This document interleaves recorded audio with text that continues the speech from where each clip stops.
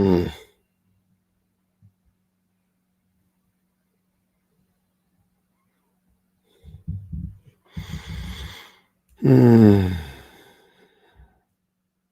What up?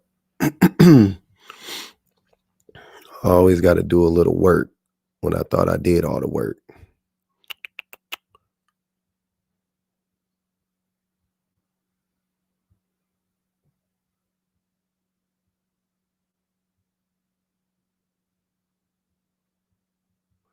Let's bring it down. Let's bring it down.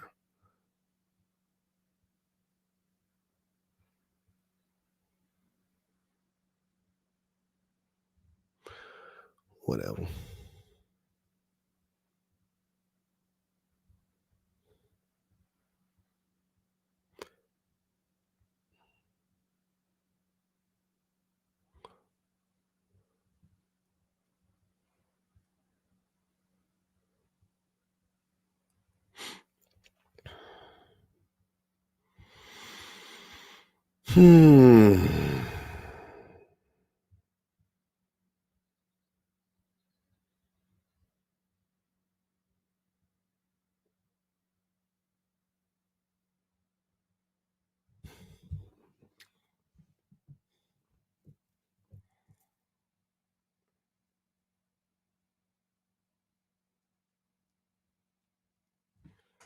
All right. She did get abused. You can't use a person without abusing a person. It's almost impossible. But he cheated on her. That's abuse.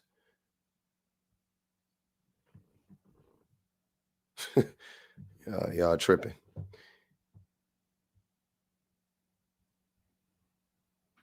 Emotional abuse is abuse. Exactly. I'm not. I thought we all knew that. I thought we all were on the same page on that one, y'all. Come on. We got to know that now. That's crazy.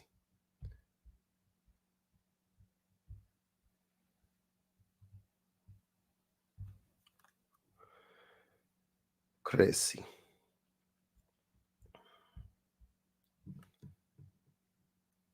Hopefully it's centered now on my tic tac ticky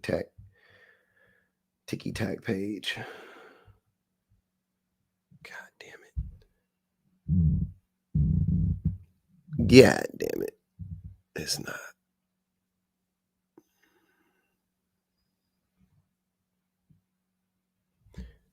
Why? This is crazy.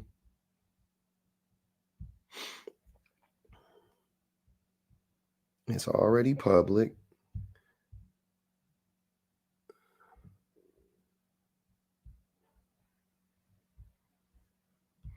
I don't know what's going on with you. How is this?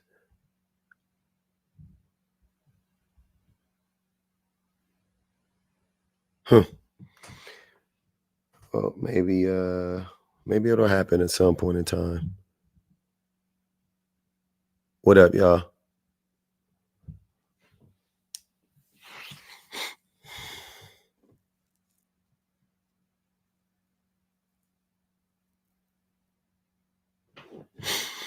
What up? What up? Bump it. We just gonna ride it out.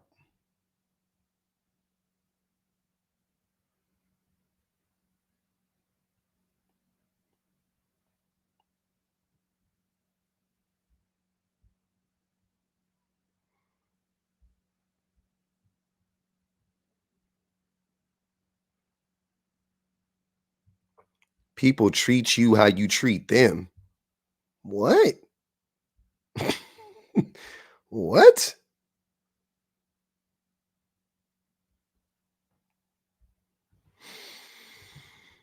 Absolutely not, Mercedes. I don't know what you're talking about. People do not treat you how you treat them. That's more victim blaming. What's going on? Like, how is this? What's happening? That don't even make sense.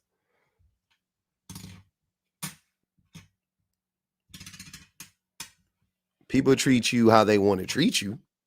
People treat you based on the respect level they have for you and themselves. They don't treat you how you treat them.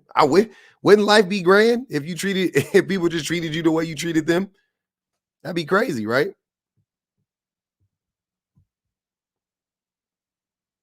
Based on attraction. Oh yeah, we got a victim blamer. I'm like, what the fuck? How's this happening? How is this happening?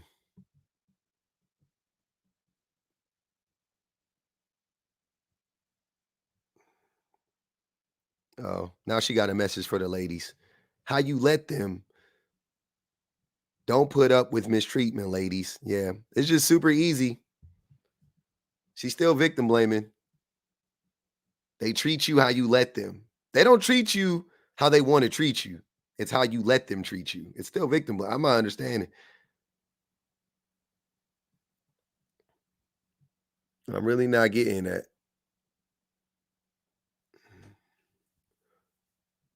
It's crazy. It's wicked. It's wicked work out here. Cassie's a victim. Cardi isn't. Okay. Mercedes, are you a woman? Can you come up? Here. I'll give you a. I'll put the thing in there for you one time.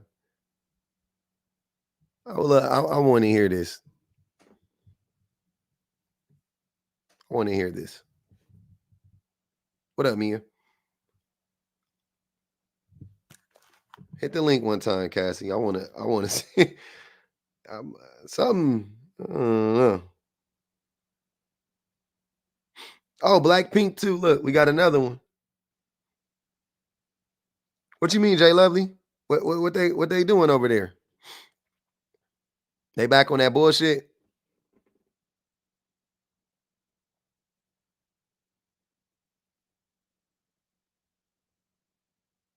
Hmm.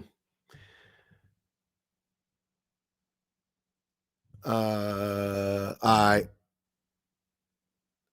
Okay.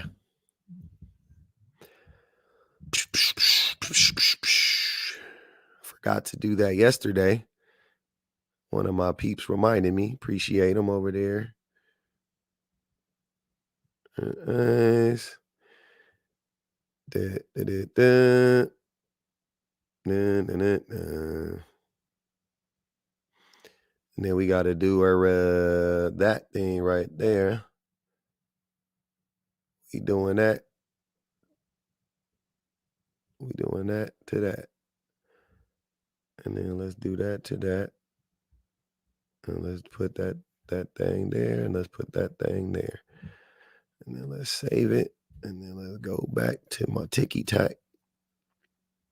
And then let's go there.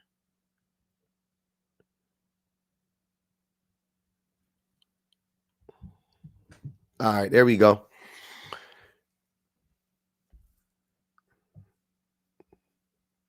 Who's the Insidious 5?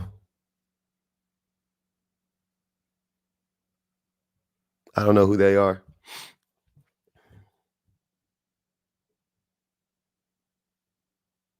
Damn, that's weird, Jay Lovely. So right now, if you go to TikTok, my little icon isn't up there. Like I'm live right now.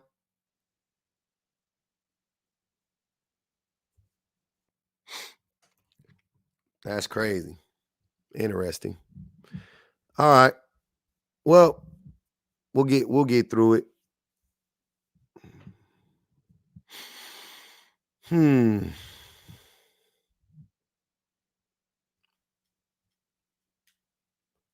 We'll figure it out.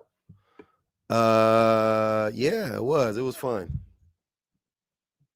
It was fun. We're gonna see what it's like today. So Cassie and Cardi both being blamed by men, Offset and the Diddler both being protected by men. There is there's a distinct there is a problematic track record.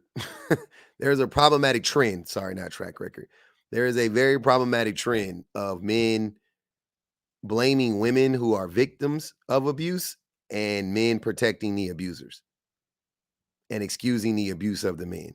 And these two examples are the most prevalent. They are the most talked about right now. So I figured we could talk about it, right? Who does what? Cold winter pizza?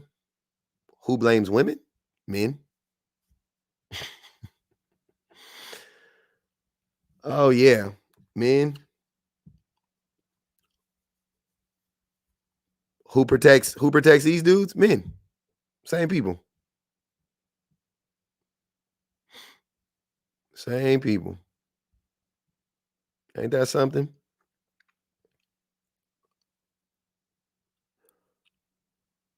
What men? I don't know. Come up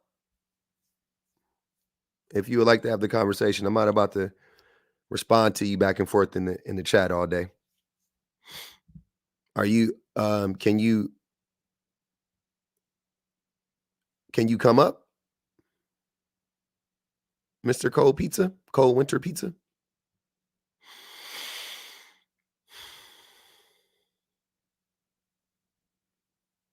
I'll do this. Oh, there he goes. BJ says it's false too. Let's see if BJ could come and explain why it's false and how it's false. Can you come explain to us why and how these statements are false? I'm going to mute Cold Winter Pizza for the live. You could come up and get unmuted, Mr. Cold Winter Pizza. I will gladly unmute you if you come on and explain yourself. BJ, I invited you up. Let me see. Where are you at? I will just mute you for the live as well. But you are more than welcome to come up and get unmuted, Mr. BJ. I have no problem unmuting you guys. I would never be a victim. I want women to be smarter and develop standards and boundaries. Okay, Navy.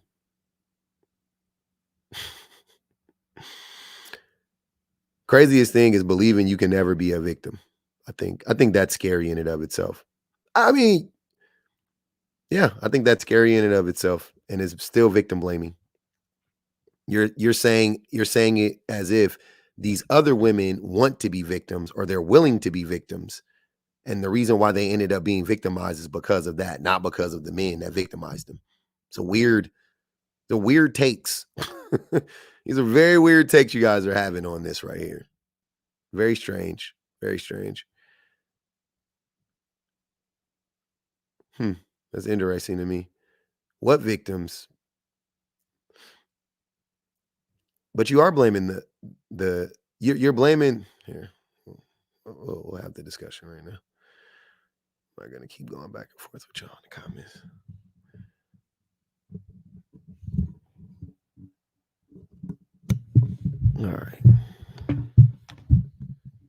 All right, there we go. Hold on. Turn my speaker up. All right. Ms. Navy. Thanks, Marv.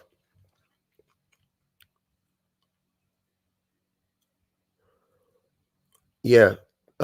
So I think what's funny about men asking the question, are they protecting Diddy? How long do you think Diddy was getting away with his crimes? I'm curious. You are okay, Navy. I'm gonna mute you for the live, Navy. You can come up if you would like. You know the rules. Here, I'll invite you one more time. You keep saying the same thing and you're not. It's disingenuous. So they protected him for decades. Who protected him? Who was protecting Diddy for these last 30 years?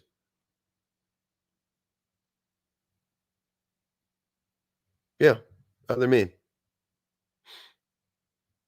Interesting. So why are you shocked? why are we shocked that men are still continuing to protect Diddy when we knew what Diddy was on? We look, man. We protected R. Kelly. We knew he married Aaliyah. We protected R. Kelly for 30 years. We protect Chris Brown to this day. And when I say protect, the reason why I say that is because men don't go after these men like that. You know what I mean? Like, we don't go after the abusers like that. You know? So yeah, I'm gonna say men are the ones protecting them. And also, for anybody's gonna say, well, women love Chris Brown too. They do, but they don't have the levers. They don't have control of the levers to really, you know what I'm saying, like, bring these men to justice. So it would take men to do it at the end of the day. Like, even if the women wanted to bring Diddy to justice, even if the women wanted to bring Chris Brown to justice, they would have to go through a group of men to do so. So it would you know what I mean? Like, they would get the last say so.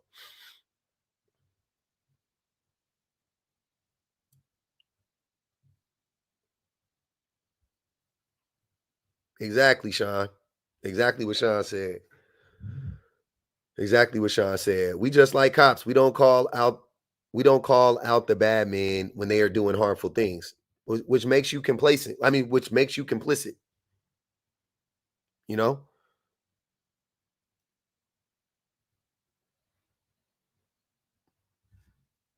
It makes you complicit.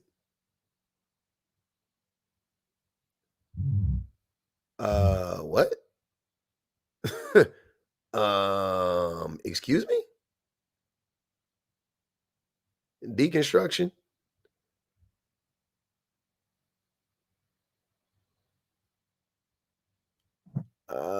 Yeah, Chris Brown definitely has been accused several times. Hey, what's going on? Okay. So you haven't heard about Chris Brown? No, I'm saying I've heard that one story, but I'm trying to get a gist of like the whole entire conversation, like where you guys started and where it's going.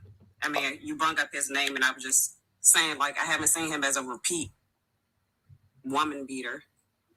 Well, he don't have to be a repeat woman beater, but he is. But he doesn't have to be one.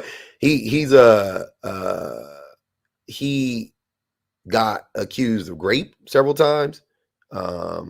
He got accused of beating another woman, and also he got accused of abusing Karuchi. Okay. I mean, those things I don't know. I don't really. I mean, I keep up with certain stuff, but I don't really dive into too much of famous people's things unless it's, I guess, talked about on here or brought up on, random news posts or whatever. Yeah. Okay, I just wanted to make sure. Pretty much, because I don't know, too much about all that. Yeah. Yeah, he was he definitely was on Karuchi. He was doing that famous picture of him looking at her. That freeze frame freaked me out. I was like, this motherfucker look crazy. She was like coming out of some club or something like that. He was looking at her, looked like he was saying, like, so you ain't gonna talk to me? Like, you ain't gonna, you just gonna ignore me? It was really like, I don't know what he said, but that's what it literally looked like. That's what he was saying to her. It just was, I was looking at that shit like, oh my God, what the fuck? Leave that woman alone, bro. What the fuck is you doing? Okay. I mean, like I said, I don't really be diving too much into their lives or whatever. I was just trying to see what you guys were talking about and get the gist of like where the conversation came from and where it's going. Yeah. Okay. Yeah. We just talking about these men, how men protect other men, and how women, and how they blame the women who were victimized by the men. Okay. I don't know. That's a tough topic, but I'm gonna What you see mean? what y'all saying about it. Oh, wait. What do you mean that's a tough topic? What do you mean? So back to what you were saying. You were saying that you're saying that the women shouldn't be blamed for their like parts of situations. What parts of situations? In regards to the people that they're dealing with. I'm saying, like, be specific with these two women specifically. Give me an example of what that looks like. So, okay, I guess I'm getting at like as if there were never no signs of anything. Quite a few people have spoken about that is on Diddy's team, as far as all of the females, in regards to Women. them seeing his ex-wife coming out of the studio session, beat up, bruised up, so on and so forth. Nobody spoke up about that. They continue to keep working with Diddy. Yeah. So if you've seen a woman coming out of a studio session, she's crying, her face is beat up, you didn't think maybe this might not be the person I really want. I'm not trying to get into their business. I don't really need to dig that deep, but that's a sign right there. Okay. So you're talking about Cassie. And when did this happen? No, Cassie's not the only one that was allegedly beat up or abused by him. You have Danny DeCane, all of these different people that's coming out, finally speaking up about the things that they seen and saw. Yeah, but I'm trying to, what I'm not understanding is how are they to blame for what he did? You know what I'm saying? I'm not saying that they are the ones to be blamed for it, but they are aware of the things. They were aware of the things that Diddy was doing and what he was up to. Okay. So, and what were they supposed to do about it? Aren't you not able to leave? You're not able to figure out how to get out of your contract? You don't have enough money to put up for a lawyer? No. Let's say all the answers were no, because I'm pretty sure they were all no. So what do you think they were doing? Like, I'm not understanding. What do you think? You think they were just like, I don't care. Like, I don't get what do you, if that's not the most logical or plausible explanation, then what do you think is the most logical explanation for the situation? The things that you just described, you said they didn't have this, so they didn't have the resources to leave him, right? They didn't have the power, the fear of retribution. Do we know that they didn't have the resources? Yeah. Or are we just assuming that they don't have the resources? Oh no, they didn't have the resources. They talk about it. Yeah. Like Danny Kane talked about it. What power did Danny Kane have? Cassie met him when she was 19 years old. He was like damn near 40. There was a I mean, beyond an imbalance of age, there was a crazy power dynamic going on in that relationship. You know what I'm saying? Him at 19, when, where, and how? Who introduced them?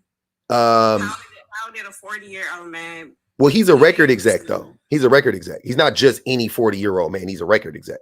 A record exec. I understand. Yeah. So who introduced him was the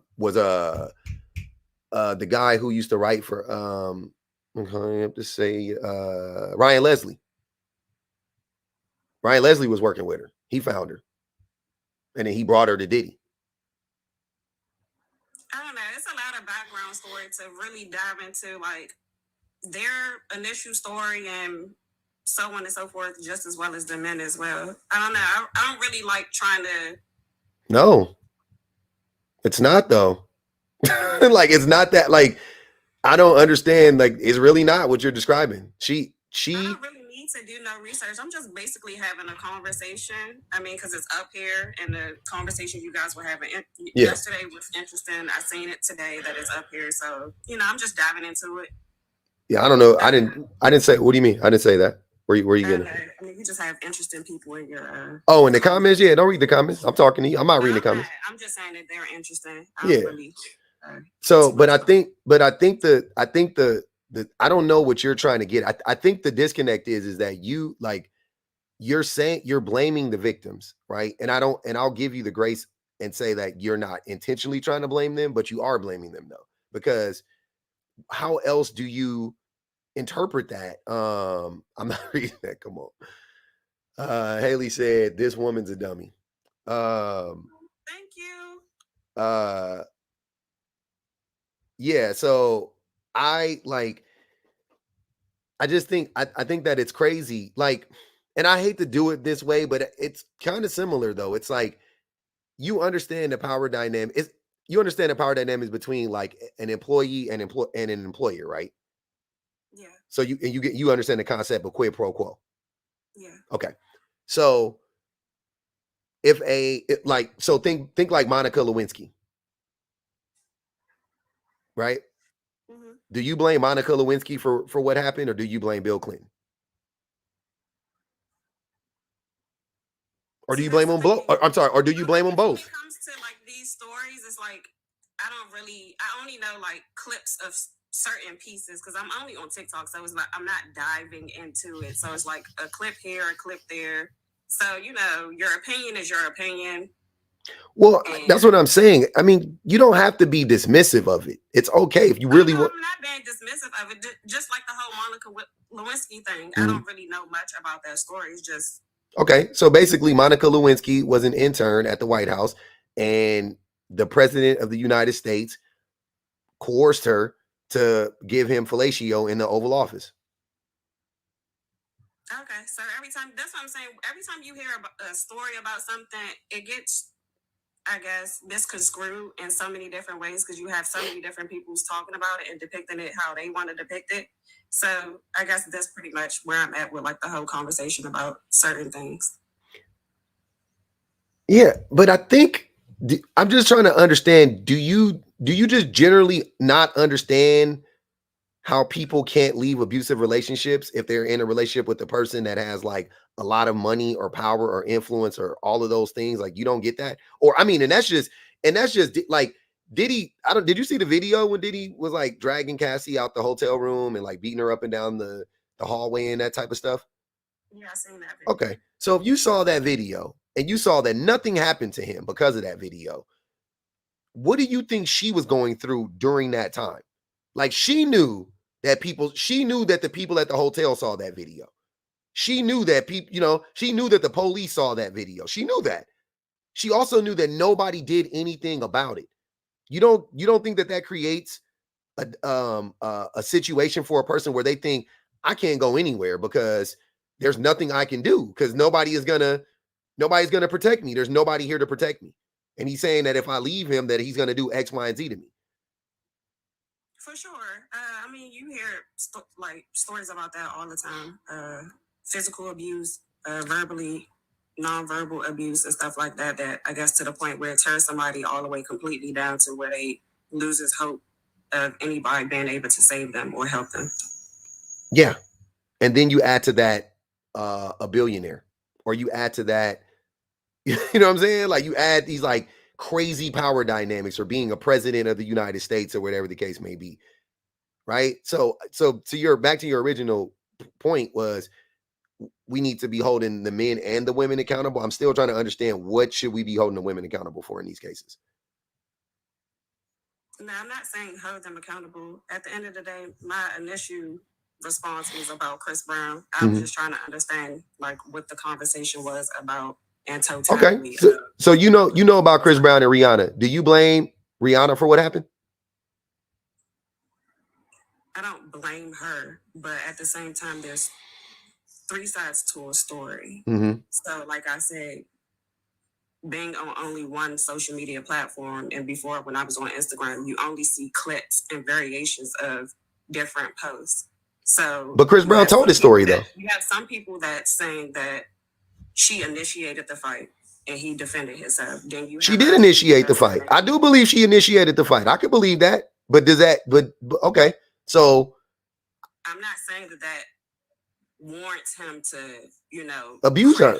Exactly. So that's what I'm saying. Like, so she hit him. He was driving. Could he not have pulled over and got out the car? Yeah, of course. Okay. So you see what I'm saying? Because she's a woman, right? And he's a man.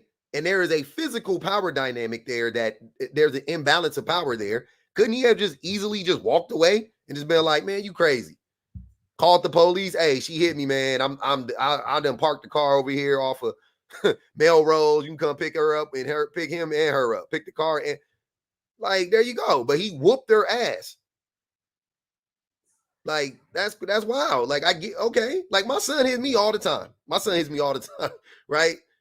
I have my son he has autism, so he's aggressive. You know what I mean? Imagine if I hit my son back.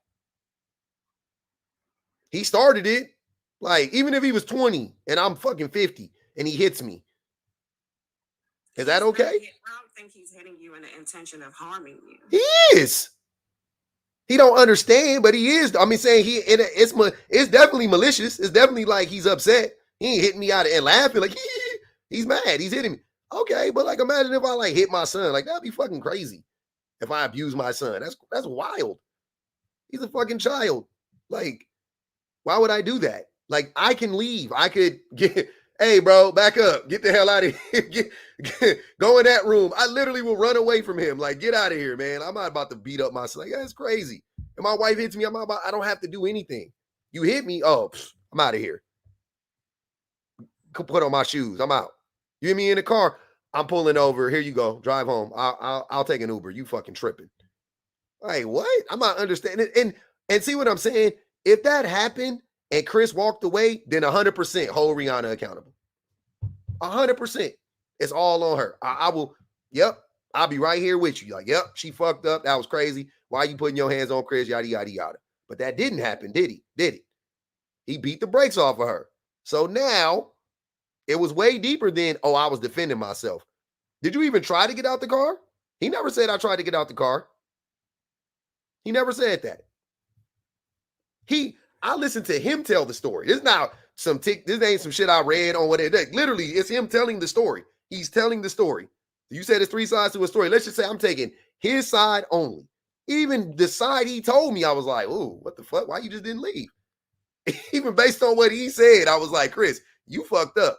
And he tried to tell it as like, it was a little car. And and it wasn't even, she misinterpreted something from the phone. Like, I don't give a fuck, bro. Get out the whip, leave, right? Like, that's all I'm saying. And I would hope that you as a woman, you would expect that of me as a man. I would hope as a woman, you would expect that you would expect that from your son, and you would expect that of all the men in your life. I would just hope that that's a universal thing that we all should be, you know what I'm saying? Like, I'm all good with like teaching women keep their hands off of men. Women don't really have a problem putting their hands on me. That's what I'm saying. So it ain't like, yeah, but we can focus on that too. Cool. But first, let's address men abusing women. First, let's get to men, like, because when we do it, it's on 11. You know what I mean? The threat of violence is just crazy high, right? When men do that shit. You know what I'm saying? So let's address that. But it just, like, what you're saying just sounds very much like you're trying to find a way to be like, well, we got to hold everybody accountable. I don't know. I'm like, these people are abused, though. That's kind of crazy. Gotcha. So if aren't diving into you don't know shit. Sorry, Haley, that's what it says. It says, so if you aren't diving into it, you don't know shit. Oh, I get it. Yeah, she's saying because you weren't looking up. You should look it up. But you can look up all this stuff, though. You should. I mean, it's not because they're celebrities so much. It's a bigger thing that's going on. It's men, you know what I'm saying? It's men protecting other men that are dangerous, and it's men simultaneously, those same men are blaming women, which is abusive in nature. That is abuse. Like, just that alone is abusive. You ain't even got to physically do nothing to nobody. That alone is abusive. Just doing that, getting on the internet saying we got to hold everybody accountable. Why didn't she leave? All that type of stuff. All that's abusive. That's 100% abusive language. Oh, you're good, Haley. Don't worry about it. So I want us to change our approach, right? So that's it, though. If you got something to add, you can. Oh no, I'm good. Okay, I appreciate you coming up, though.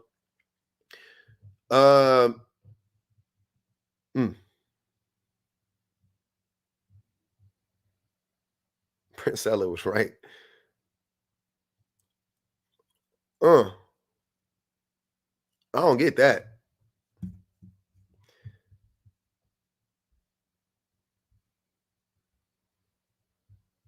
Blackpink, you can come up. We gonna mute Blackpink for the live over here on Tiki Tac, though. But I'll invite you up one more time real quick, Blackpink. Come up and discuss that. There go the link for you right there. You can come up.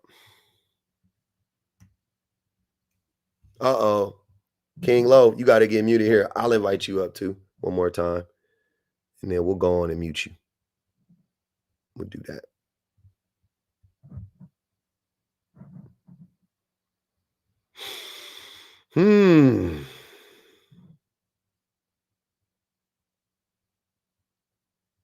Siren off. Prince Ella been dragging women. Most women don't think like her. Come on. You can't say that. You can't say that about women because that don't apply to most women. Most women ain't out here protecting abusers. Most men are. Most men are though. Most men are though. It is though. I'm just bringing them up. Look at it. It's 350 people in here. It's 250 people on TikTok. The vast majority of the women are not agreeing with these women. Like, that's crazy. A lot of women, I can. What up, Rob?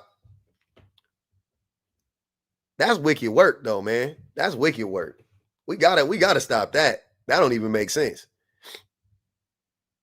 And it's convenient. I ain't gonna hold you. It's kind of convenient to play the like, I don't know. I just stumbled upon the like, nah, don't do that. Let's not do that. Come on. Let's be real. Let's be real, eh? There's a lot of people that don't understand how abuse works, honestly. Truly is. There's a lot of people that don't understand. What up, Ray Bay?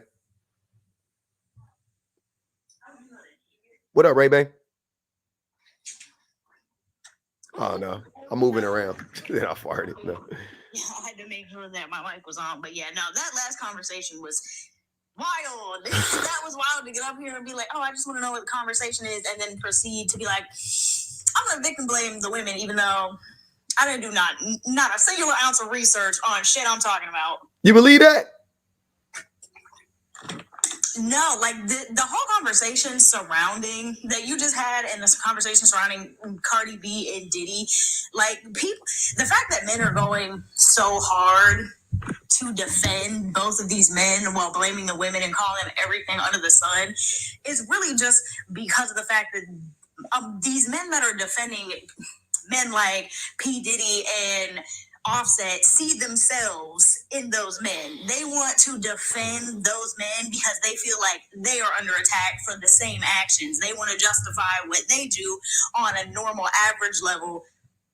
So like they're like, oh well, like for instance with P. Diddy, when the news had broke in like the 14, I think it was a 14-page indictment where it was like, yeah, there was like over 1,000 bottles of baby oil that was found in his mansion, and men were like, oh, since when was being freaky illegal?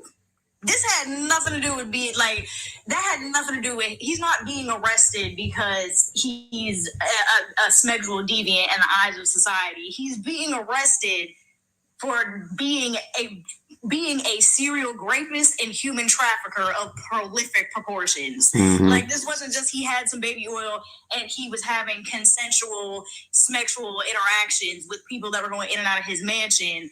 He was trafficking people. Like, even with more information that comes out about Diddy and everything surrounding his freak-offs, the more information that comes out, the worse it gets. Hey, somebody said it wasn't baby oil, it was liquid E. That's crazy. Which doesn't make it any better. No. That makes it 10 times worse. I'm just saying, like, he just had liquid E just laying around the house? Like, crazy. Like, when you look at because I'm like the last person, I've been keeping up with this, but like it's extremely disturbing to see just how bad the information is, and then to hear news and even more that other celebrities are starting to cooperate with the FBI and Homeland Security and starting to give their sides of the story, both men and women alike, because Diddy wasn't really particular about who he was abusing. Everybody was getting it if he even had a smidgen of an opportunity presented to him. And like people want to focus on, and more specifically men want to focus on, well, y'all just trying to bring a good black man down. All he was being freaky. He wasn't being freaky. He was being a rapist and a human trafficker. Like, let's not lose the plot. Yep. And then when it comes to Offset, Like, men are just defending him because he's a shitty man, and they align themselves with him and they see themselves in him, as I had stated. But specifically, they're holding on to the fact that Cardi B had gotten alive and was like, oh, well, I had consensual sex with somebody while I was pregnant when we weren't together. And they're like, see, this is why you can't turn her home as a housewife. Yeah. Y'all are so concerned that she's having consensual sex with somebody else while not in a relationship at all with Offset, but wasn't concerned about the fact that they were married for 7 years and he cheated all 7 years every chance he got. Wasn't concerned about the fact that he really wasn't, and he even admitted it as well as Cardi B, that he wasn't really an interactive father with the previous kids that he had until he got with Cardi B. Mm-hmm. And she started integrating his other children into their family that he really wasn't being that great of a father, even to the kids that he had with Cardi B. We just want to focus on the fact that she's a grown woman that is deciding that she's fed up with this man, that she did everything that she could with what she had in the situations that she was in to be a good wife to this man, and just reached her breaking point and said, nah. And especially with like the fact that men are defending the way that Offset is being extremely disrespectful toward Cardi B. We're like, see, you're just a baby mama, which goes to prove what women have been saying about men who do that, is that a lot of y'all are reproductively abusive, and y'all purposely put on false faces in order to put women in positions like that, to control them or to make them have some sort of connection towards you for the remainder of their lives through children.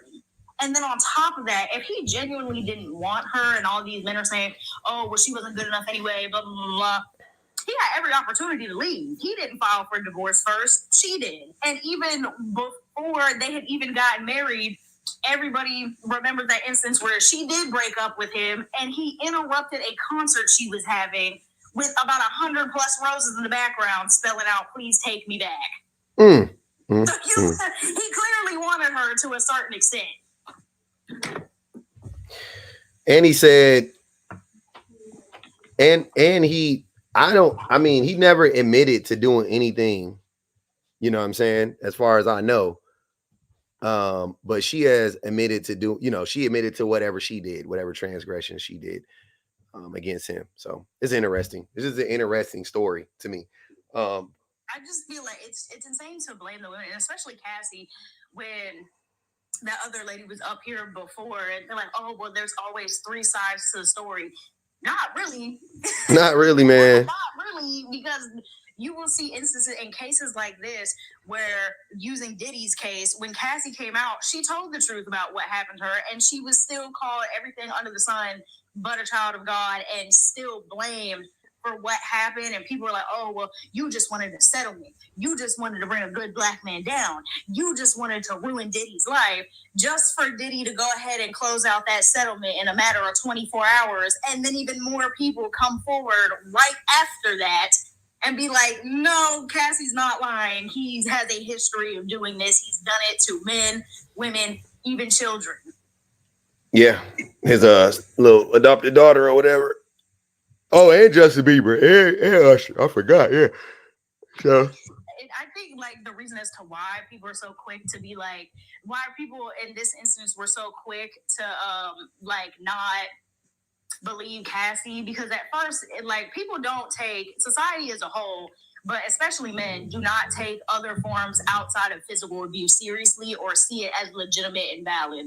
Like, if a woman talks about, yeah, I was with a man and he wasn't physically abusive, but he was financially and mentally abusive, men are like, oh, so he just took your money and said things that hurt your feelings. No, it's a lot more than just that. Like, you don't have to always be physical in order to be an abusive person. Mm-hmm. And then, especially as you had brought up, when Cassie was introduced to Diddy, and a lot of times in situations like this, when it's involving powerful men like Diddy, they intentionally seek out men and women that are in the industry, that are decades their junior, that are just getting started, and that do not have the same level of like resources or support systems as they do, right? Because it's not just it wasn't just, oh, Diddy was doing this by himself.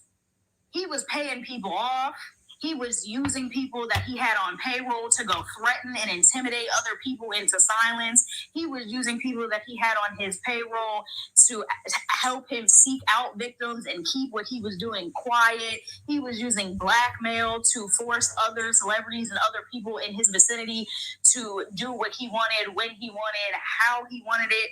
It was also like the same of another prolific serial rapist, R. Kelly. I don't think people truly understood the extent of how bad that situation was until the Surviving R. Kelly documentary came out, and you saw that it wasn't just R. Kelly using his money and his fame to get what he wanted. He had an entire network of people that were willing to take money to look the other way or take money to help him carry out and execute his plans on his intended or his abuse on his intended victims. Yeah, that's all facts, man. That nigga, hopefully we can get to the bottom of it one day. We gonna figure it out though. But hey, Ray Bay, I appreciate you coming up. Per the usual. No problem. Yeah. Have a great rest of your Friday. Stick around, man. We gonna get it going in a minute. Sorry, I was reading something right now. No, it's okay. These chats are interesting. Seeing these people takes. It's not going away though. No, it is. It's definitely interesting, especially to see how many people are blaming Cassie. We're like, oh, if it was that bad, then why didn't we leave?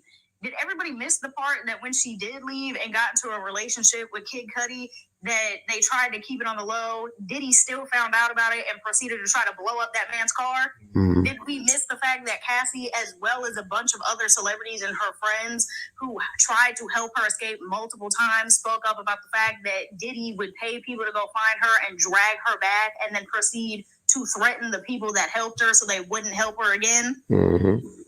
Put the fear of God in all them people. So, yeah. All right, Ray Bay, I appreciate you. Yeah, it was wicked work. Your boy Diddy was out here doing wicked work. Your boy Diddy was out here doing the most wicked shit on the planet. And the thing about it for me is how, like, watch the switch, right? Because somebody said something interesting right now. They said that Offset is going to try to get Cardi's money, right? Get a good chunk of her money. She said that too on the lives. She was like, you trying to take everything from me or something along those lines. But when a man does that, when a woman does that to a man, what do they say? I mean, and most of the time, the women in those situations were neglected, disrespected, abused, whatever, right? And then when they get divorced and then the woman goes, okay, and I'm going to get some money, then it's like, oh, see, she was in it. That woman done had 3 babies. Cardi had, right? But other women have had babies with men, literally put their lives on the line. You know what I'm saying? To give birth to these children. Did the majority of the child rearing for a few years, 2, 3, 4, 5, 6, whatever years, right? They get ready to leave. They're like, yo, I'm going to get some money. They're not rich. They're not wealthy. So they want to leave with something to protect themselves. And the men be, oh, no, that ain't your money. This motherfucker is a multimillionaire. Why is he in divorce court? Why are y'all in divorce court? Sign the papers and leave. Why are you trying to sue her? Like, that's crazy. I would never ever fight over money with my wife. Ever. I would never fight over money. Getting divorced. Never. It would never happen. She can have it. Whatever she feels entitled to, she can have it. Right? So I don't, like, maybe that's just me. Like, I don't understand it. But definitely a reason why I would be like that, though, is because I'm not broke. So I'll be fine. You know what I'm saying? maybe if I was, maybe, you know what I'm saying? Maybe if it was like I had nothing and I really, okay, cool. Maybe, and she was trying to like not leave me with anything and I was going to be destitute. Okay, fair enough. I'll fight. But this motherfucker, you worth millions of dollars. You rapping, you bragging to everybody else how you got all this money in the world, but you trying to go after your wife's, your ex-wife who you cheated on for 7 years. You trying to go after her money for finally divorcing you? Mimi said he doesn't have money. Maybe. Maybe he doesn't. I don't believe that. I believe he has money. He may not have as much money as he leads on, but he got money though. He definitely a multimillionaire, no doubt about it. Offset seemed like the type that don't pay his taxes. He never been in no tax trouble as far as I know. Offset is worth 32 million. Okay, cut it in half, right? Let's say he's worth 15 million. Let's say Cardi's worth 40. You need more than $15 million to survive? You'll be fine. You'll be fine. You're good. Move back to Atlanta. Get out of LA, move back to Atlanta. You can't afford to live out here. It's too expensive.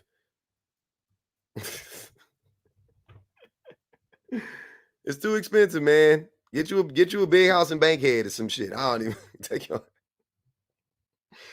Get you a nice big mansion out there. Move to Houston, bro. You be I don't want to say move to Houston. What happened? But yeah, go on and move back somewhere, man. Go and get, you be good. You can live a great life somewhere else. I'm sorry, not Bankhead. Buckhead. Yeah, it ain't like he a full-time dad. He can't move to Houston because of what happened to his brother in Houston. That's why I was saying he don't want to move to Houston. That's what I'm saying. Buckhead bounce. Oh man. He can't move there. I ain't saying Houston ain't expensive. That's not what I was saying. I'm talking about for him personally. It's a personal thing to stay out of Houston. I would never do another show in Houston. If they murk my family.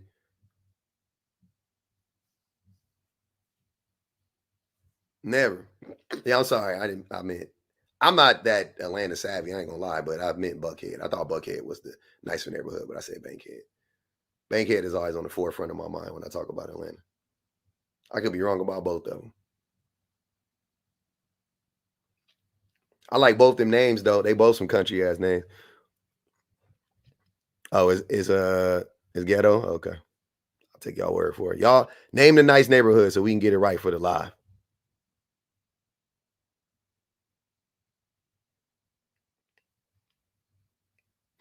That's what I thought. Buckhead was for the rich folks, but they said Buckhead is Scam Central now. Oh man. Peachtree City. There you go. Now we got it in here. Cheyenne, you got to tell the ops to come. I don't got no control over that. I ain't got no control over that. TikTok do its thing, man. You know what I'm saying? We in this thing. We gonna do what we do.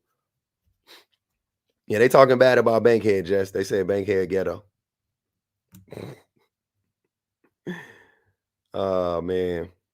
That's the AT aliens in here. There you go. Y'all naming some places I ain't never heard of. Fairburn, Marietta. They said there is no Bankhead. All right.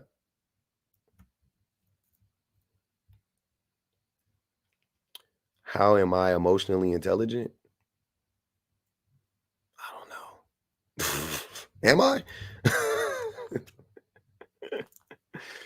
I don't know how I'm emotionally intelligent. Who the fuck knows? I don't have the answer to that question.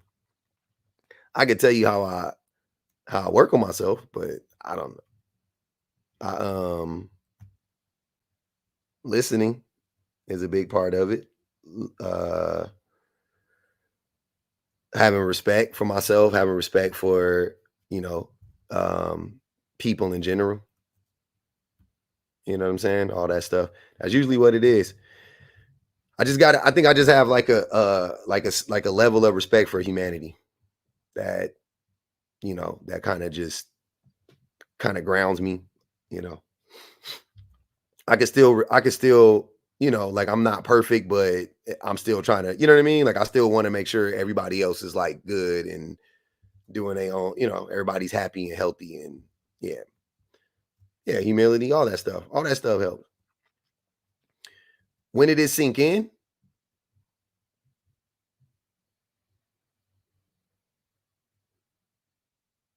I don't know. I feel like it still hasn't fully sunken in. Um, yeah, because I'm still like I tell you guys all the time about how like when I have these conversations with men, how I find myself in this place of like I'm annoyed with them, right? And I have like sometimes I have this like level of like resentment. Um, but it's a lot of that is because like I don't know how deep the rabbit hole goes. I'm not at the bottom of it. I can't, you know what I mean? Like I'm still falling. And so I'm still like shocked sometimes about how terrible our behavior is as a group. And then I personally have to reflect on that and be like, damn, you have been that bad, or you are that bad at times, or, whatever the case may be. So, um, yeah, like trying to be more self aware. And my wife will be the first person to tell you I'm not the most self aware person. She lets me know that all the time. So, and not like trying to shit on me. She just, you know what I'm saying? She just like, you're not seeing what's happening or whatever. And I'm like, cool, okay, got it. You know what I mean? So that's important, man. I don't know. Like, I don't really have like the formula to it necessarily. But I feel like, there are certain things that I know won't hurt, which is like to listen, to be open, to educate yourself, uh to not be combative, to be genuine, to be honest. Like I feel like if you adopt some of these things, it's like, all right, like that seems like like the obvious first step, but um that's a tough thing. That's a tough thing to get to do for men. That's a tough thing for men to do. Oh no, see Naya said, I love how you don't get offensive when she tells you those things. I definitely get defensive. Not all the time, but definitely there are times when I get defensive. It's hard to hear those things. It's it's hard to hear JP. It's hard to hear those things from anybody, but let alone your significant other, right? It's hard to hear those things when you think you've grown so much as a person, and then the person who's closest to you is like, "Yeah, that's good and all, but you got a long ways to go." And you like, "Damn," you know what I mean? It's tough, you know. So I definitely still have those moments, but like, um, for me, like when I step away though, like after that stuff happens, and I like, I step back from the situation. Um, I'm like, I could see like, okay, you were wrong here. Thank you. You were wrong here, or you messed up here, or you got it wrong there, or whatever. So I try to come back and correct it. You know what I mean? Um, yeah. A lot of my problems personally are, I think, a result of like some mental like ADHD like situations. If I to put not to divulge too much of my personal information when it comes to that, but I definitely think a lot of my stuff is rooted in that. Uh, my attention to detail, me not being able to focus sometimes or whatever. I think a lot of that is rooted in that. So I'm gonna get some I'm gonna get some help for that, and hopefully that'll help me out a lot there. And we'll see. We'll see. But yeah, a lot of unchecked some unchecked mental health stuff. Um yeah, right. Definitely. What up, Virtue? a lot of unchecked stuff, and then a lot of stuff that gets checked. You know what I mean? Like you just your natural inclination, or not, I won't say yours, but mine at least, and a lot of other men specifically, our natural inclination is to just be like, no, that's not it. Or with me, I don't really even do that so much anymore. My thing is like I shut down now.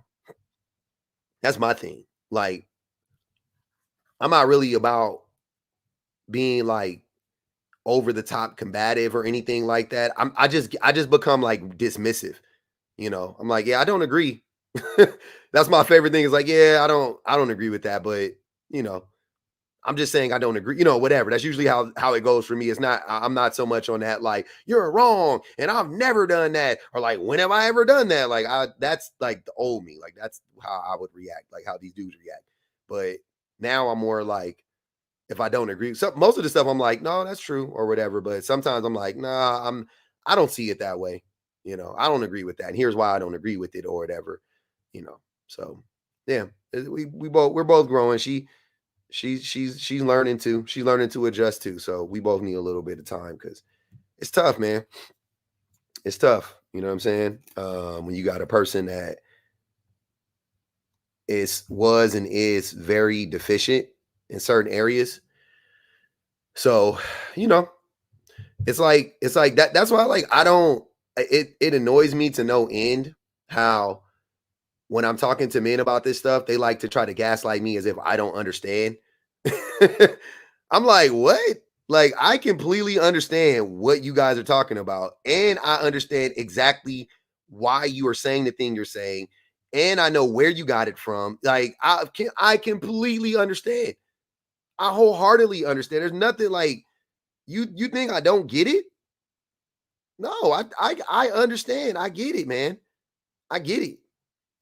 And it's fucked up because when I try to level with them, man, my allergies are really messed up. Uh, fall is approaching, but when I try to level with them, they like use it against me. Like, oh, see, you ain't perfect, and I'm like, I never said I was. I never like that's what you're getting from what I'm saying that I'm perfect. What? No. Or they'll be like, oh, see, you're a dummy. You dropped out of school or something. I'm like, I'm just telling you that if a person who dropped out of high school can understand these concepts, then you can too. If I can learn how to communicate and I could do this research and I could read and I could listen and I could do like you can too. That's what I'm saying. Like I'm not telling you that so you could be like, oh man, like you're dumb. Like that's not like what? Is that what you're getting from what I'm saying? That's not what I'm talking about. That's not what I'm talking about at all. I'm saying that the reason why you think this way is because of X, Y, and Z, right? And you need to get to A, B, and C. You need to figure out a way to get there. And the way to get there is going to be through education. And I don't know your level of education, but mine is a GED at some college. And I feel like if I can understand it, then you can too. I feel like it's just a choice. You're just choosing not to understand and you're choosing not to listen. Right? Like that's pretty much all I'm saying. When I tell them like, yo, I've done that before, and yep, I've been like that with women, and I've cheated, and da da da da da, and they try to like use it against me. I'm like, how do you use what I'm telling you against me? That doesn't make sense. I'm telling you this so that you know that this is where I was and this is where I'm at now. Right? Like if I got up here and I was like, let's say I was an ex-con, right? And I was talking about like shout out to my boy JW.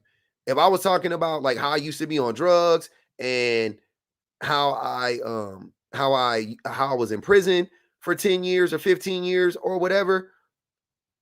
But look at me now, like look at where I'm at now. Let's say I was talking about money, right? Because they love talking about money. So if I change my platform and I started talking about how I went from poverty to middle class, which is an incredible feat in America. My wife did the same thing. My wife went from poverty pretty much to she went from, if not poverty, slightly above it. We both came from either we both grew up poor, right? My wife would be the first person to tell you her dad used to buy all their groceries from the 99-cent store. right? And I love my pops. I love Peter, rest in peace. This ain't no shade, no tea to that man. But they were poor. They grew up very poor, right? They grew up in a, relatively poor neighborhood. They, what I'm saying, the school she went to was a school, it was a bad neighborhood, like all that stuff. Like she grew up poor, like I grew up poor. You know what I mean? So I don't if I got on here and I started telling y'all that story about how I grew up poor and I started trying to give people like financial tips, it would go like they would understand me saying, they would never use that against me. Be like, why would I listen to you, broke ass? Like, and I'll be like, no, I'm not poor though. Like, I'm not poor anymore. I'm telling you that I'm in a better place now, and this is how I got here. They would never question that. They would be like, oh, okay. They'll listen to me. Just the same way they listen to Jay-Z talk about shit that he don't got no. The amount of men that tried to gaslight me and tell me that Jay-Z was making sense on 444 when he was talking, when Jay-Z said he should have bought property in Dumbo, I'm sitting there going, sir, we can't afford one house. You're telling us we need to buy property? Where? You talking about buying Basquiat paintings? That's what we should be investing in? How? We can barely afford Basquiat. We can barely afford Basquiat t-shirts from Forever 21. And you want us to buy a fucking Basquiat painting? But I had a whole slew of men trying to tell me, oh, he was spitting on there. He was kicking that knowledge. He wasn't. He's rich. Jay-Z don't know how to invest. He's rich. He didn't make his money from investing. He made his money from rapping and stealing other people's money. He made his money from rapping and stealing other people's money. That's how he made his money. And now he's selling you guys a bill of goods as if he was this like savvy investor. He wasn't. You know what I mean? Many people have saved Jay-Z from his own mistakes. You can go listen to the man that it's a white dude. He tells a story about how Jay-Z, he made Jay-Z pretty much. Because Jay-Z was not going platinum. He wasn't selling records. And that dude started getting him on the radio.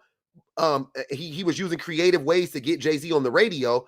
And boom, that's what blew Jay-Z up. And now he said this about Jay-Z. He said, now Jay-Z walks around and is like, yeah, I'm the man. And he goes, nah, motherfucker, give me my credit. Right? Jay-Z didn't really blow up until he got on that song, Can I Get a What to the with Ja Rule. Ja Rule was bigger than Jay-Z X was bigger than Jay-Z at that time. Right? DMX was bigger than Jay-Z at that time. Right? So it's wild how people will Dame too. Dame and Ye was like this.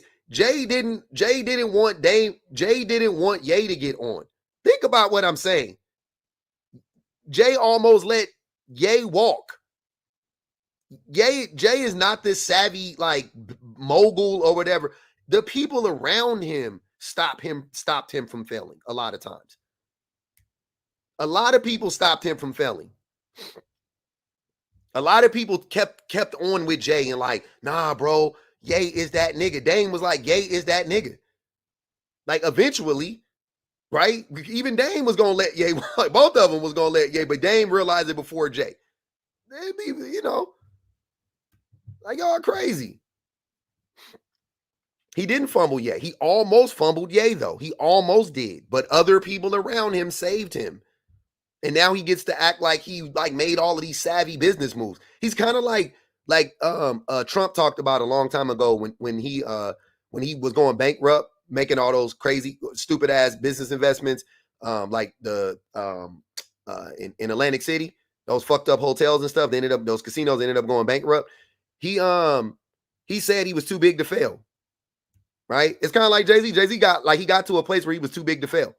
And other people around him like wouldn't allow him to fail. Right? So yeah, I don't listen to fucking, you know what I'm saying? Like, but they'll listen to him talk about money just because he's rich.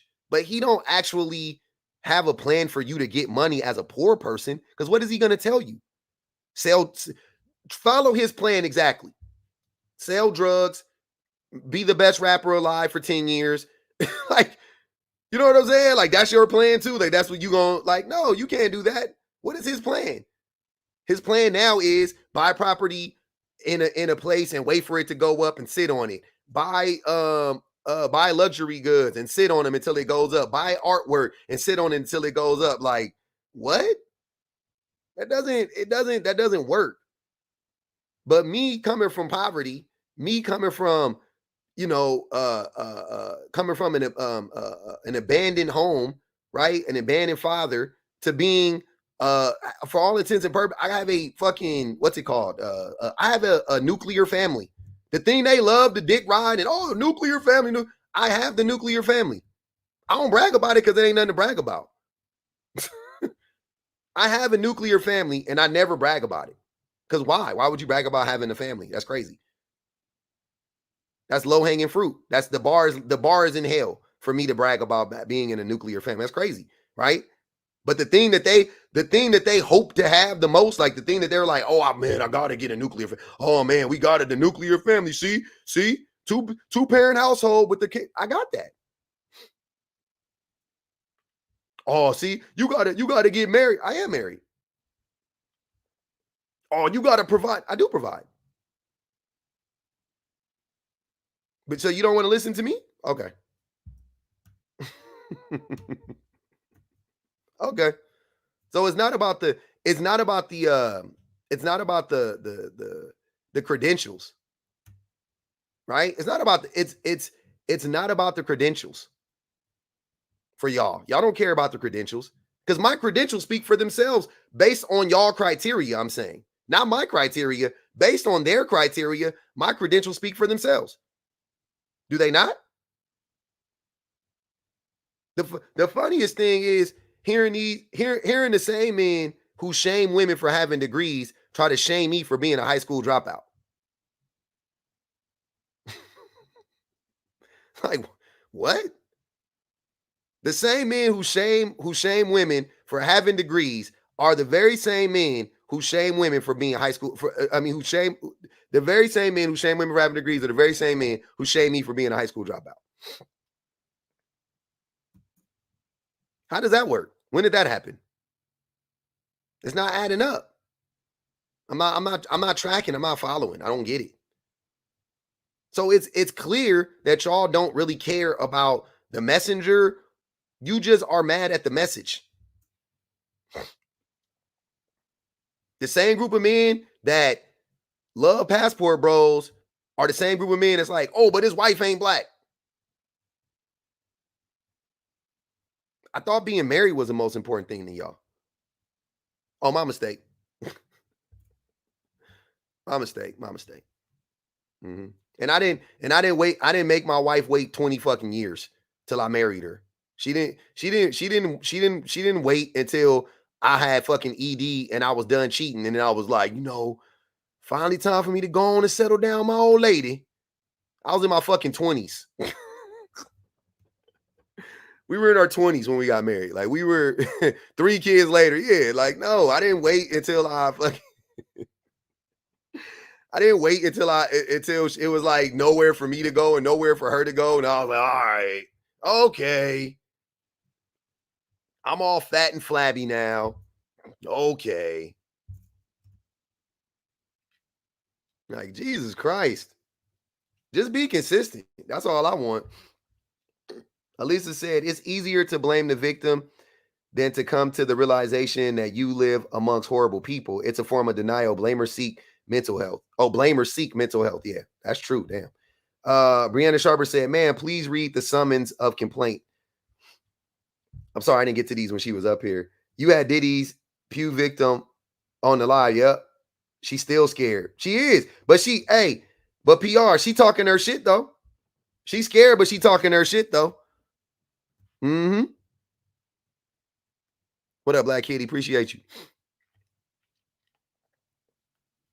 That's right, Savvy. Yep. That woman got up here and told her story, and she's still scared, but she's still talking her shit. I seen her in the interview talking her shit. Shit went viral. I was like, man, shout her out. Shout her out for telling her truth. I love it. I'm sorry, telling the truth. I don't know when she was up here. Y'all remember when she was up here? Whoever remembers, it was a few months ago. It was a few months ago. Yeah, she came in. It was a few months ago. I wish I was posting my lives on YouTube back then. I just started posting my lives on YouTube in June for the most part. This was before that. So this maybe 6 months ago, somewhere around there.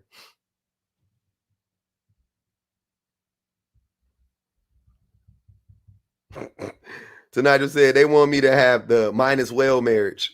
Might as well get married. Oh, that's her name, Marsha P. Marsha P said her YouTube channel was the dopest nerd. Yep. I follow her on TikTok. I mixed up her name the other day. I follow her on TikTok though. Yeah, it was a while ago. It might have been a year ago. If it kind of, you know what I mean? But it was a while ago. It wasn't recent. I remember that. I don't remember what the topic was or anything. I just remember she was in here. Yep. I just remember she was in here. She told us the whole story. I was like, God damn. Crazy. She told me, jagged edge wet. She told me that she was like, I felt comfortable coming in here because what we talk about and what the topics are and you know what I mean and all of that stuff. So that was cool. Like, yeah, Auntie remember that too. Yeah. I remember that. It was that'll always stick with me. That was good. I loved her for that. But I really definitely was like, damn. I mean, especially at that time too. Hopefully now, she gets some sort of like proxy justice, seeing this motherfucker get locked up. Hopefully, but yeah, hopefully. Cyrus said that was an exclusive. Yeah, that's for the real the TPO fans, man. We've been rocking out. Everybody's been rocking out with me. We done seen some wild moments in this motherfucker. We done seen some wild moments, man. Y'all know when them shows be doing like flashbacks and shit. I be wishing I can go back. I be wishing I can go back to them times and do them little flashbacks. Mm-hmm. We done seen some shit like, damn, this crazy. What the fuck? What the fuck going on in here? What up, Rose? What's up, public? Damn, I haven't been on here in a minute. Mm-hmm. How you been? Good. All right, I really can't read what the top one says. It says Cassie and Cardi both being blamed by men. Oh, y'all can't read the top. Why y'all didn't tell me? What it look like? Is it like not in the frame or is it too high? Like all I can see is a panther pause and then it says let's play together. Like that's all I see on the top. Oh. Wow, okay. So like if you want to put it down by like 2 inches, you could do that. Okay. All right, bet. Okay. My fault. I don't know. I blame Cassie and Cardi. I'm not gonna lie. I'm not neither one on their side because everything that you do in life is a choice. Stay with a man that's, abusive, that's a choice. Stay with a man that cheats on you is a choice. And with these two ladies, I feel like everything was a choice in life. You guys decided to stay. I don't know if it was because of the money. I don't know if it was because of supposed love or lust. I don't know what it was, but what if it was because of fear?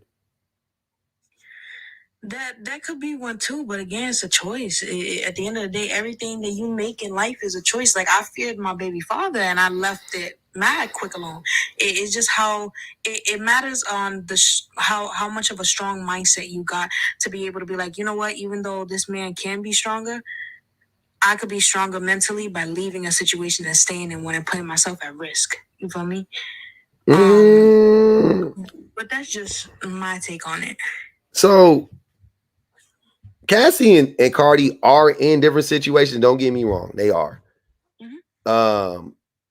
The dynamics of their relationship was different. You know what I'm saying? So that's what I'm saying. They were in different situations. But in both situations, the men wronged them. Right? He cheated, beat it, everything under the sun. But he cheated and some other stuff, I'm sure, as well. So what I'm trying to understand is how is it, how you said you left your baby father, right? But y'all already had kids. So did he start acting this way after you had kids? Yeah, no, it's just one. I only got one child. Yeah, I'm saying, or after you had your child. Okay. Yeah, like after. Yeah. So how could you choose? He didn't give you the option to choose, right? Because he lied to you. He masked. Oh yeah. Right. Yeah. So wouldn't that be weird if I blamed you for having a baby with a man who you eventually left? Or sure, wouldn't that be weird if I was like, well, I mean, you chose to have a baby with him. Did he freeze or is it just me? It's just you, I think. I can see just fine.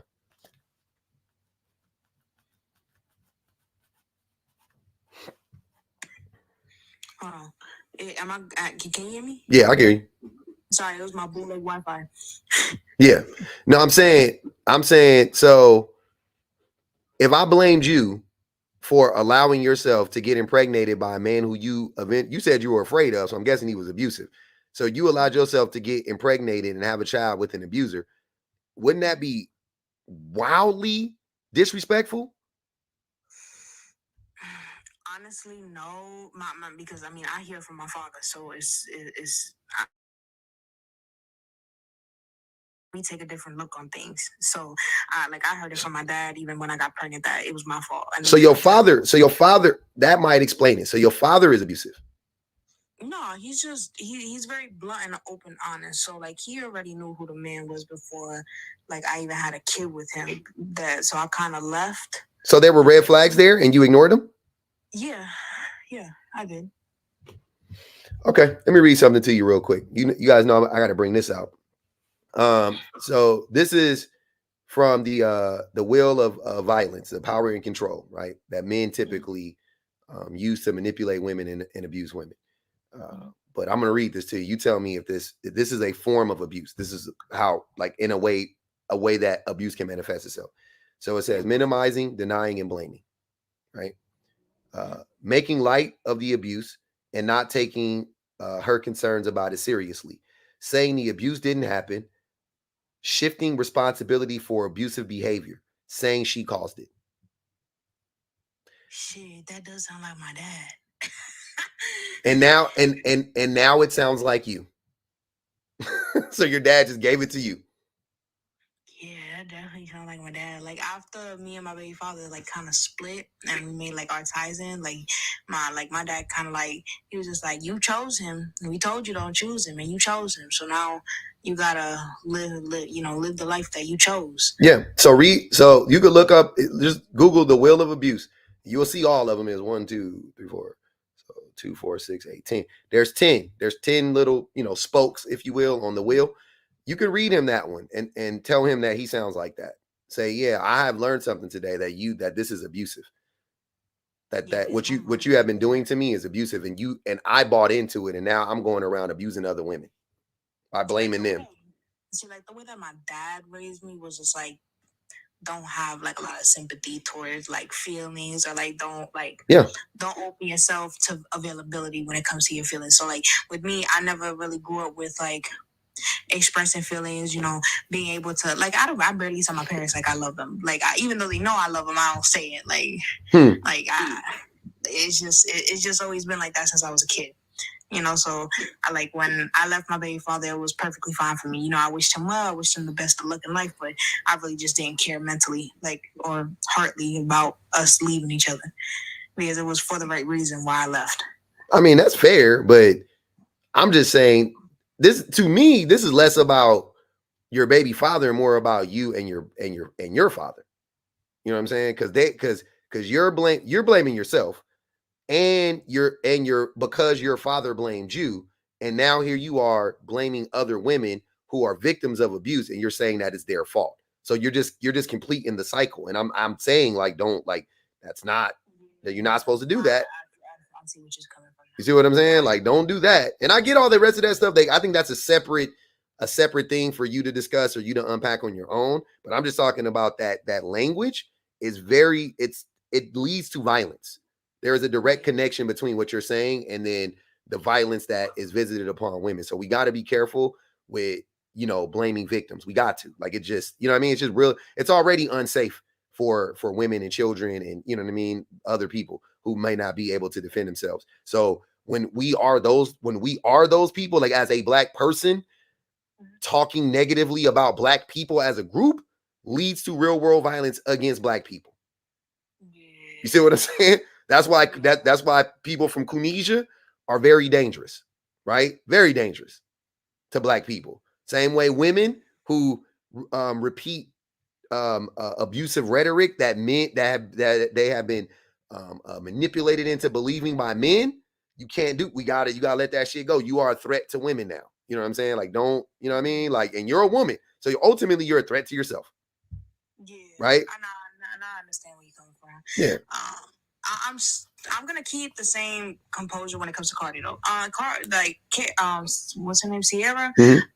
Cassie. Sorry, Cassie. Cassie is something completely different. If I'm gonna open up a little heart into it, Cassie is something different, but Cardi is. I believe that Cardi is just like me and her come from the same city. You know, we're both from New York, but like I feel like Cardi kind of shouldn't have been made a housewife. Honestly, like it's. But what? Wait. But why is that? Wait. Her being a housewife? How does that have to do with him cheating on her?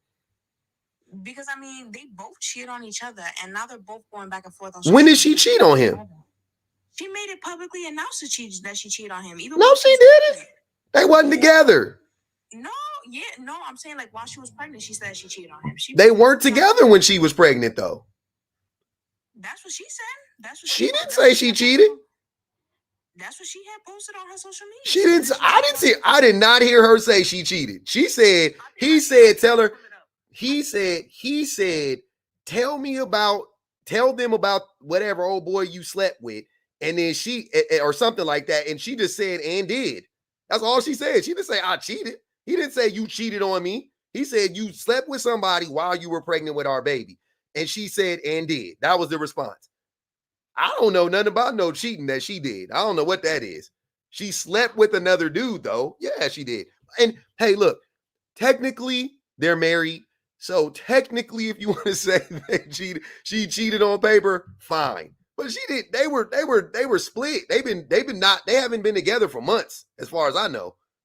As far as I know, they haven't been together for months. So what I'm trying to understand is, though, Rose, you know they've been together for 7 years, right? Oh yeah. Okay. She said he cheated. She said he's been cheating on her every month since the day they've been together. It's 7 years later. Even if you wanted to say she cheated on him now, cool. So we're gonna take this one case versus the 7 years.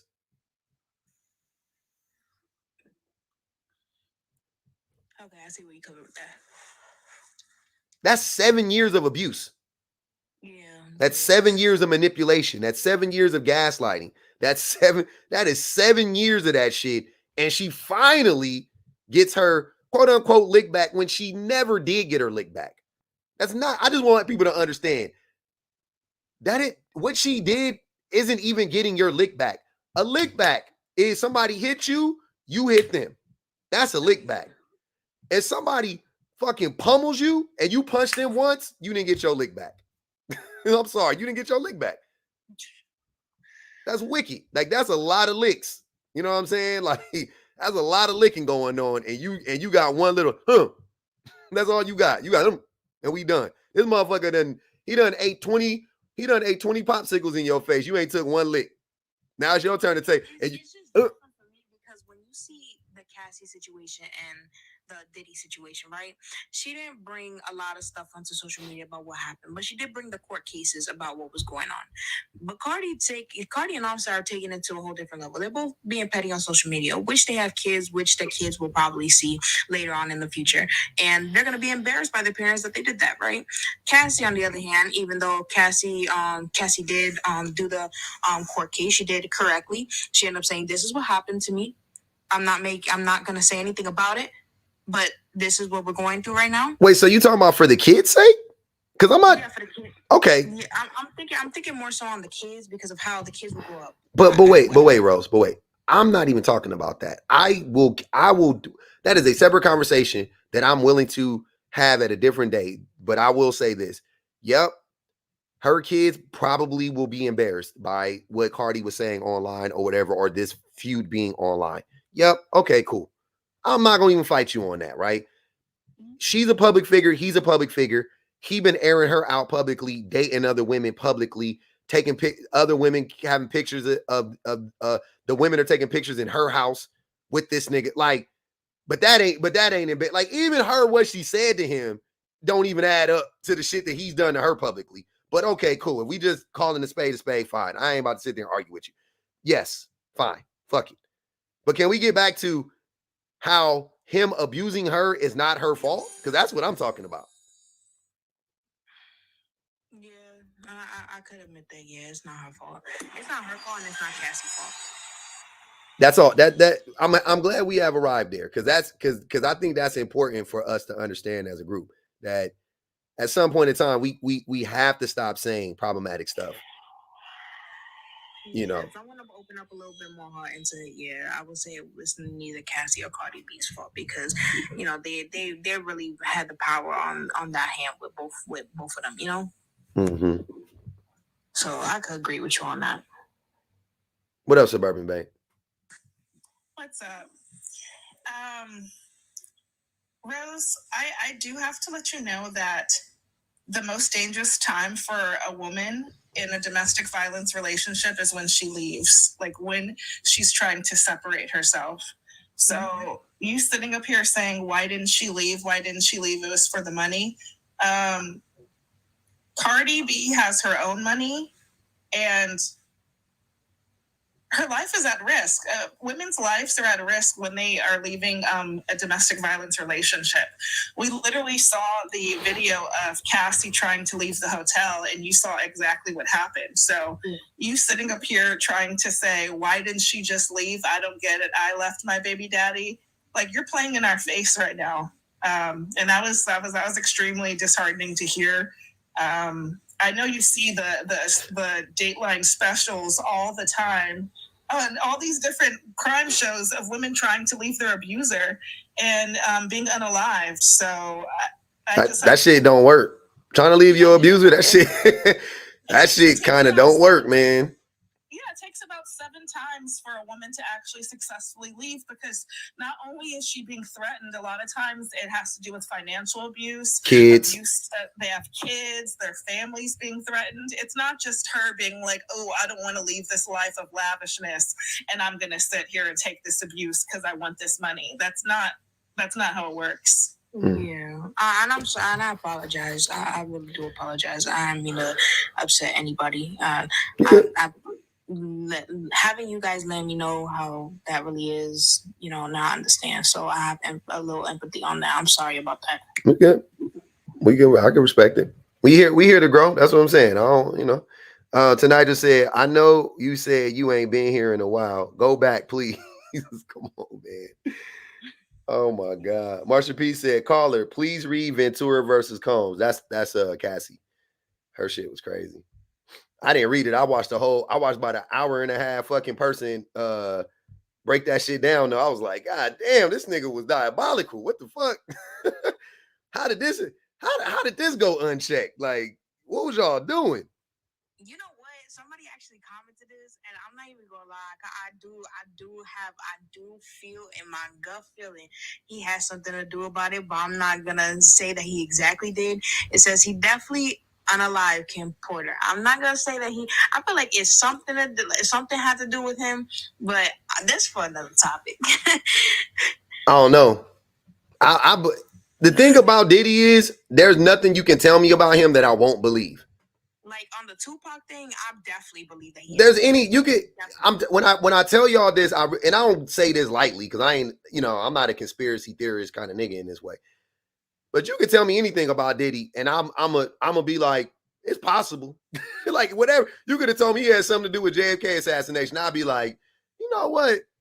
I can see that, because he just is a terrible, evil. You know what I mean? He's just an evil person that's been getting away with this shit forever. And when you done unalive 2 people, why you can't do 3? Why you can't do 4? Why you can't do 5? You know what I'm saying? Like, especially the circumstances around Kim Porter's death. Like, and a unaliving, it was from pneumonia. Like Mhm. pneumonia. People don't die from pneumonia unless you have some Other type shit, of yeah. autoimmune disease or Mhm. something. I think she only had asthma at that time. So I mean, and then also there's confusion about the medical examiners. The first medical examiner, I believe, ruled it like undetermined, and Diddy paid for another person to check her out, and then that's when it was changed to natural cause of death. So it's just all suspicious. But I don't come up here a lot. I just did have to, say a couple things about the DV because that was it. But I'm a drop public. Thanks for having me up. Okay. Thank you, Suburban. Yeah. What up, Dad? What up, public? I have a couple of comments and questions. First thing, Rose, you said everything in life is a choice. Everything in life is not a choice. You didn't choose to be here. I didn't choose to be here. So right there, everything in life is not a choice. Two, you said she should have never been made into a housewife. She's not a housewife, first and foremost. She's not one. I'm assuming you think she should have never got married. Is that what we're saying? Yeah, that's And why do you think that? What? Wait, that's what you got from that? What? Wait, I'm sorry. I answered the question. I'm sorry. Good question, Dad. I'm sorry. I feel like that she should have never been married. The reason I say that is because, like, I do believe in hard karma. I do believe in it, and from how much stuff like she's done in the past to men and stuff like that, I feel like it was. What is he? What about him? Wait, are you talking about Offset? What about Offset? I've never read anything about Offset, so if I'm missing something, tell me because I've never really read anything about Offset. I've known Cardi more than I know Offset. I'm like, didn't this man abandon his kids? Like, what are we talking about? Karma. Yeah, I don't know anything about Offset, so you guys are educating me on Offset because I don't know nothing about Offset, and that's to my kid. I don't know nothing about Offset. I know a lot of stuff about Cardi. But even with Cardi,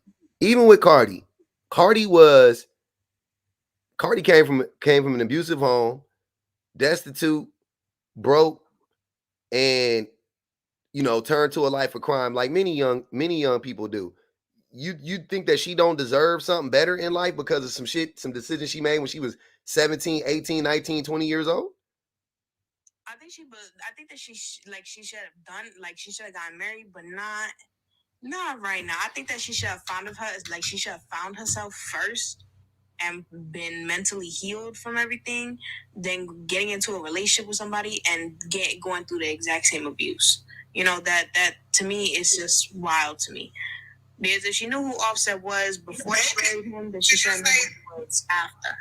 But can you say that maybe she is already mentally healed from that? That's why she made the choice to get married, and the fact that she ain't never cheated on him until this last time. He was the one cheated the whole time. So why is everybody painting her out to be the bad person? Oh no, I don't agree with Offset or Cardi. I don't agree with neither one of them.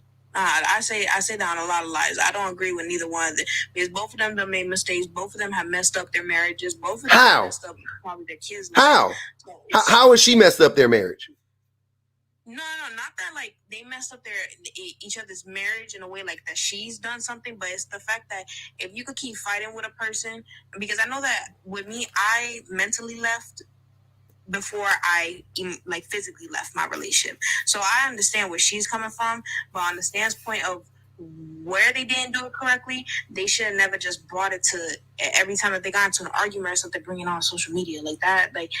That's just wild to me. So I don't feel as though that she did something right. What were they arguing over, Rose? What would they be arguing over when they would argue most of the time? Who cheated on who? Not who cheated on who. It wasn't who cheated on who. We know who cheated. Why did she leave? We know who cheated, Rose. And we know who was a cheater. So I'm trying to figure out. I'm so confused. How do you blame her when this motherfucker was posting pictures with other women?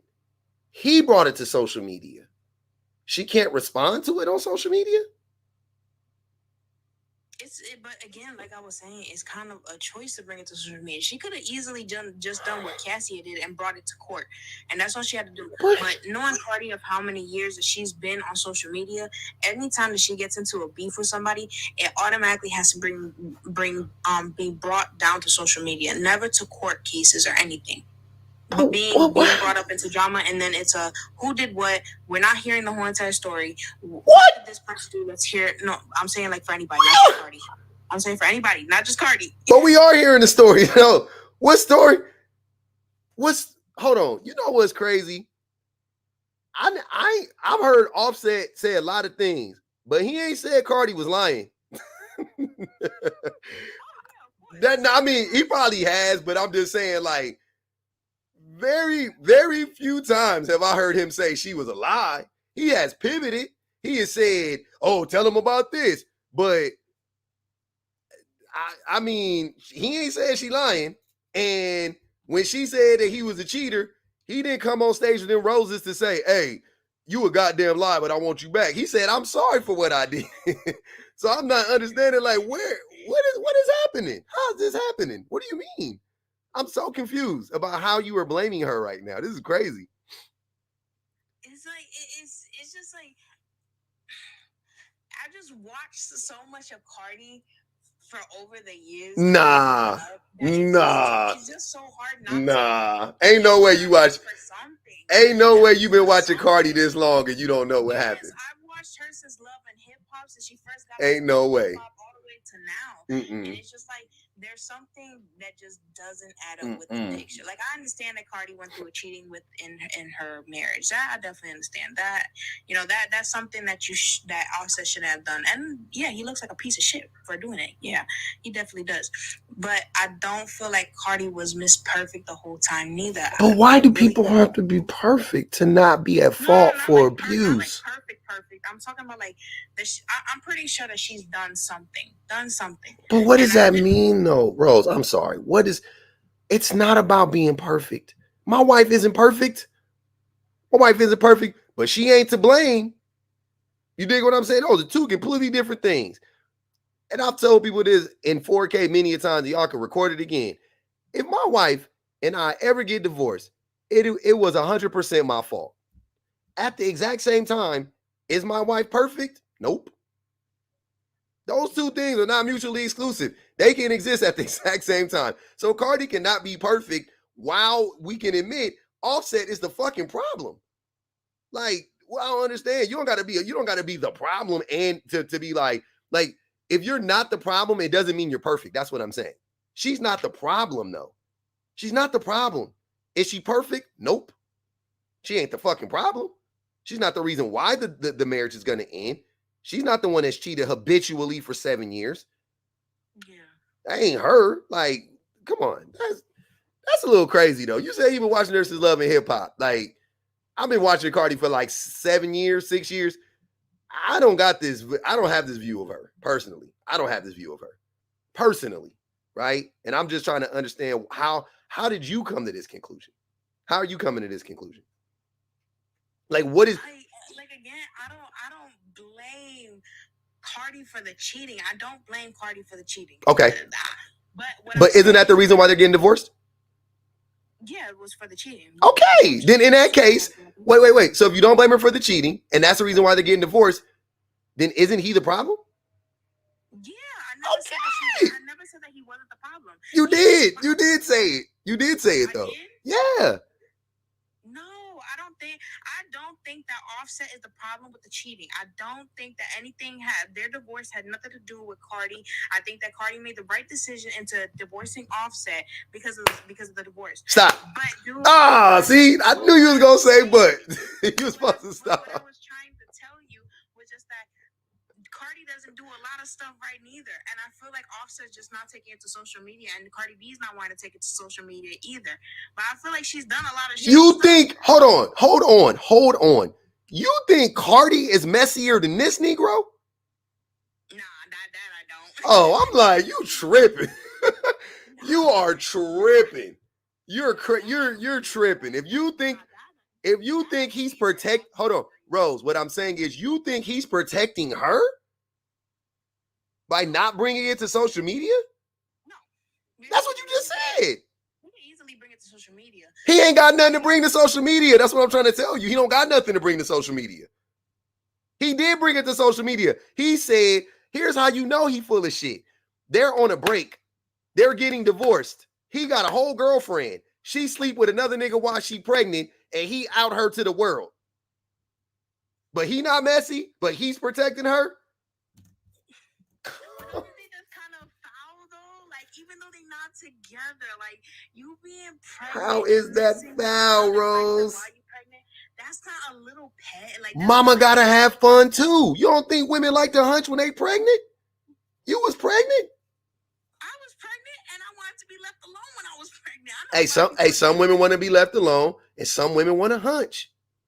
Like, it's just like, I think that is very foul. How is that foul? What's foul about that? No, but I'm not thinking about it like with them being together. What I'm thinking about is the baby. I'm saying, think about the baby. Okay, so he was cheating on her for 7. This is deja vu. So he was cheating on her for 7 years. That means he was cheating on her while she was pregnant with their other kids too, and this child, right? Mm-hmm. And he was sleeping with her as well. How was that any different than her sleeping with another dude while she's pregnant? He was sleeping with her. I'm saying they both foul people. No, you don't get to use that though. With the pregnancy thing, like hearing that now on Twitter, that's why you slept with somebody when you were pregnant with my kid. At that point, I'm thinking, I'm like, wait, if they haven't been together for how long already? They haven't been together some months, 6 months, a year maybe. No, it can't be a year because she been pregnant 6 months or so. Yeah. Is that baby even really his? Like, that's what. Oh no. Oh no. Now you doubting the paternity of the child? Yes, that's what be going through in my mind. Like, right when I heard that, like, because I would have automatically knew that Offset kids are his kids.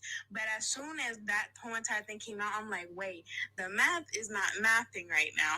If she is about 6 to 7 months pregnant and they haven't been together for a year. No, they haven't. I'm not saying they've been together before that. I'm saying they've been broke. I think they've been split up for months, not years, not a year, months. Yeah. And also she could have got pregnant when they was. But they've been having problems for a whole entire year. They've been having problems for 7 years, but he could have hunched her. He could have hunched her any time in between there and got her pregnant though. They didn't have to be together for her to get pregnant, which to me actually makes sense. That actually makes the most sense to me that they weren't together, but then they just like hunched a few times. She got pregnant and then she was like, oh, I'm keeping the baby. And shortly thereafter they get divorced. Like, I have a hard time believing that she was like, they were already broken up or on the outs. She gets pregnant and she's like, or before that, she's like, yeah, let's get pregnant. Like deliberately? Like, nah, I doubt it. I'm pretty sure it was an accident. And it just happened in between. It feels like it happened in between time to me. That's what it feels like. Let me read this Cash App. Allie said, you wasn't healed before you met your baby daddy and you still ain't. Jesus. Deja said, he risked her life and the children's lives inside of her. He risked her life every month for 7 years. Just FYI. So let's not play the like, it goes both ways. Because you don't know what measures she took to make sure that man was clean. You don't know if they wore a condom. You don't know. You don't know. So I'm not assuming that she put the baby at risk. You know what I'm saying? Like, I'm not assuming that she put the baby at risk more sleeping with this nigga than she did probably with the random nigga.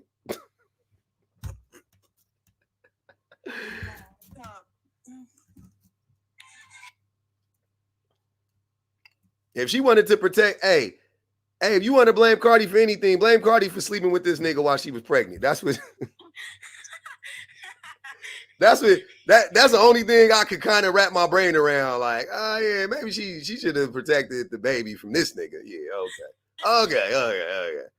I'm not about to sit here and let you gaslight me and tell me that. I think that. Hold on.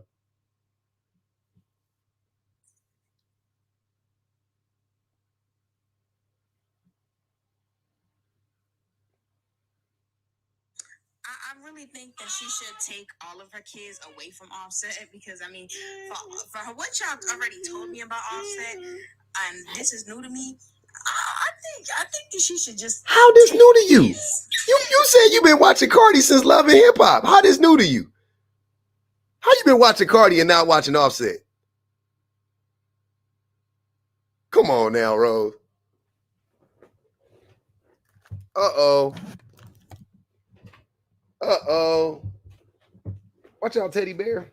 My phone died. My phone died mid-combo. This is why I hate when people move my chargers. The babies done took my chargers. Damn, we was just getting into that thing, boy. Rose in here tripping early in the morning, wilding, saying some wild shit. We need a palate cleanser. That shit was gross. Oh man, that was disgusting. I'm gonna ask her tonight. I'm gonna ask her what she got against bad chicks. Y'all know, y'all be putting me in precarious situations, trying to have me say the B word. Y'all know I don't say that shit, and I don't call women hoes either. So stop sending me hoes and bitches. I'm gonna change it up to women or something like that. I call men bitches all the time. No, I ain't gonna even hold you. I need her to hear this. All right, I'm back. My fault. Hold on. She said, hold on. She said, hold on, public. I need for her to hear this. Okay.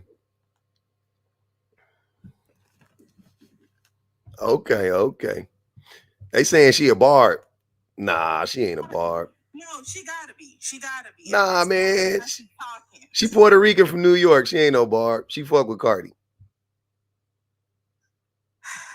Okay, I'm back. Are you ready?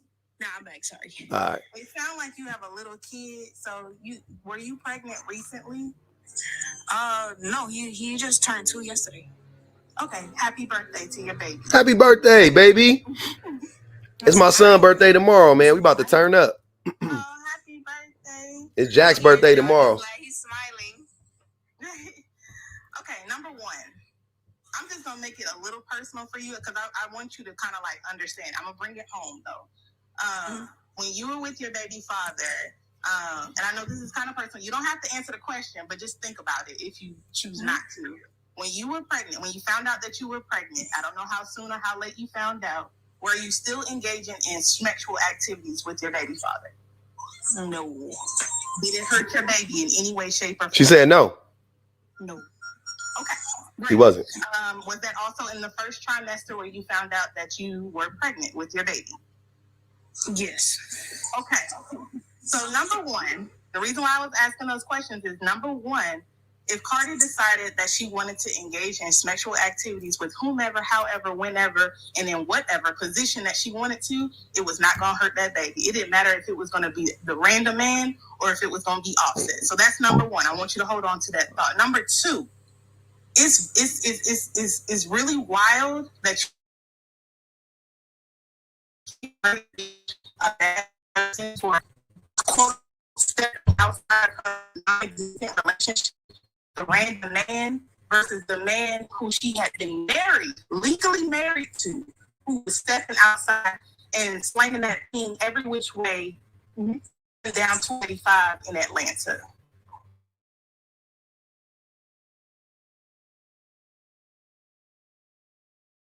Going to continue to cheat as he has been doing for 7 consecutive years. Okay, do you understand that point? Yeah. So even if she would have stayed with him and she would have went through her 9 months of being loyal to him, only sleeping with him, he is still by default harming, so you say, the baby because he's sleeping with other women. Hey, and Cardi said he was paying $2,000 a pop for that vagina. So these wasn't even like. Wait, what? Yeah, Cardi said, I know. Cardi funny as fuck.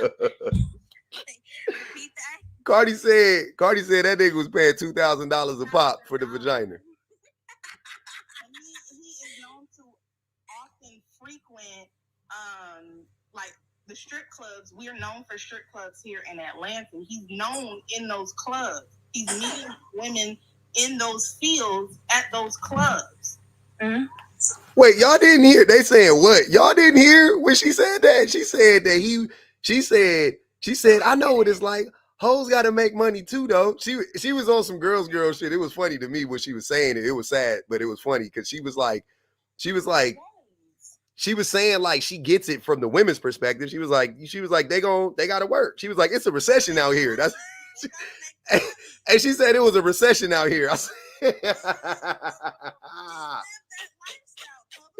that's why I fuck with Cardi. That's what I be saying. I'm like, y'all can never make me hate Cardi. I love Cardi. She was real human as fuck in that moment. She was like, I get it. I ain't mad at him. Like, but this nigga, he dirty. And I was like, yep, fair enough.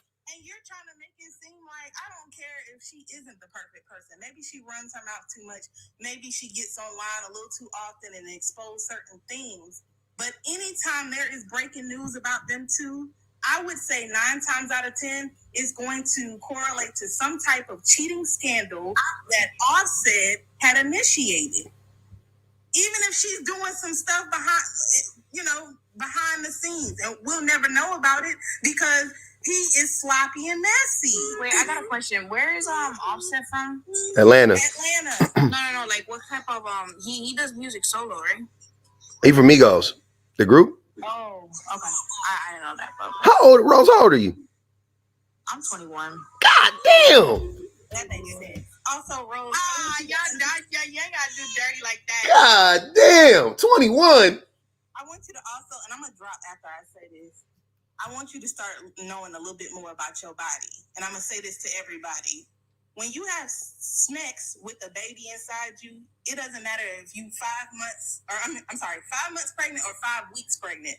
Your baby is surrounded by amniotic fluid, so you could be getting it hard from the back, and it would not hurt the baby because they are surrounded by things. Your body makes up things to protect your child. See, but now I wasn't saying that the baby was gonna be hurt while she was having intercourse. That wasn't my point. What was your wait? What? You were worried about the baby. Yeah, but what were you worried about the baby for? You were talking about. I was worried. The thing that worries me is the kids' sake, because the kids are gonna grow up, right? And let's just say if it's a boy or a girl that she's having, that boy or girl's gonna grow up, go on social media and be like, "Damn, my God, messed with another man while I was girl." And you know what please, Rose. You know what else they're gonna say? And she probably did it because she was sick and tired of being sick and tired of running around Atlanta streets trying to figure out where my daddy was. I'm sick and tired of hearing that my daddy's not coming home and that he's paying $2,000 a pop for some poom poom. That's also what they're gonna say. Don't leave that part out. You leaving that in like unspoken terms and conditions at the bottom. I want you to put that at the top. He started this. That lady is tired, sick and tired. And not to mention, he did this while he knew that he impregnated his wife. Don't let that go over your head. And then he said, hey, and then he said, last time what didn't he say? I got you now, you my baby mama, or something like that. Didn't he say that? Like, this is somebody who he married. Throwing that in her face? Like, you can't, hey man. You talking about being messy. This woman got up there and said, I'm not gonna fuck your ops. I'm not gonna do that to you because I'm a real street. She said she a street person, right? She a hood nigga, like, you know what I'm saying? So that's what I'm saying, man. I'm not getting the whole Cardi messy type shit. I be getting like she be defending herself. I think she can get messy, but like she be like kind of low key being thorough. Like, to me, that's like some thorough shit. Like, she got up there and was like, I ain't gonna fuck on your ops. She said, I don't give a fuck. You fuck my ops, I don't care. You paying $2,000 a pop for vagina in the club, I don't care. Girls, get your money. That shit ain't messy to me.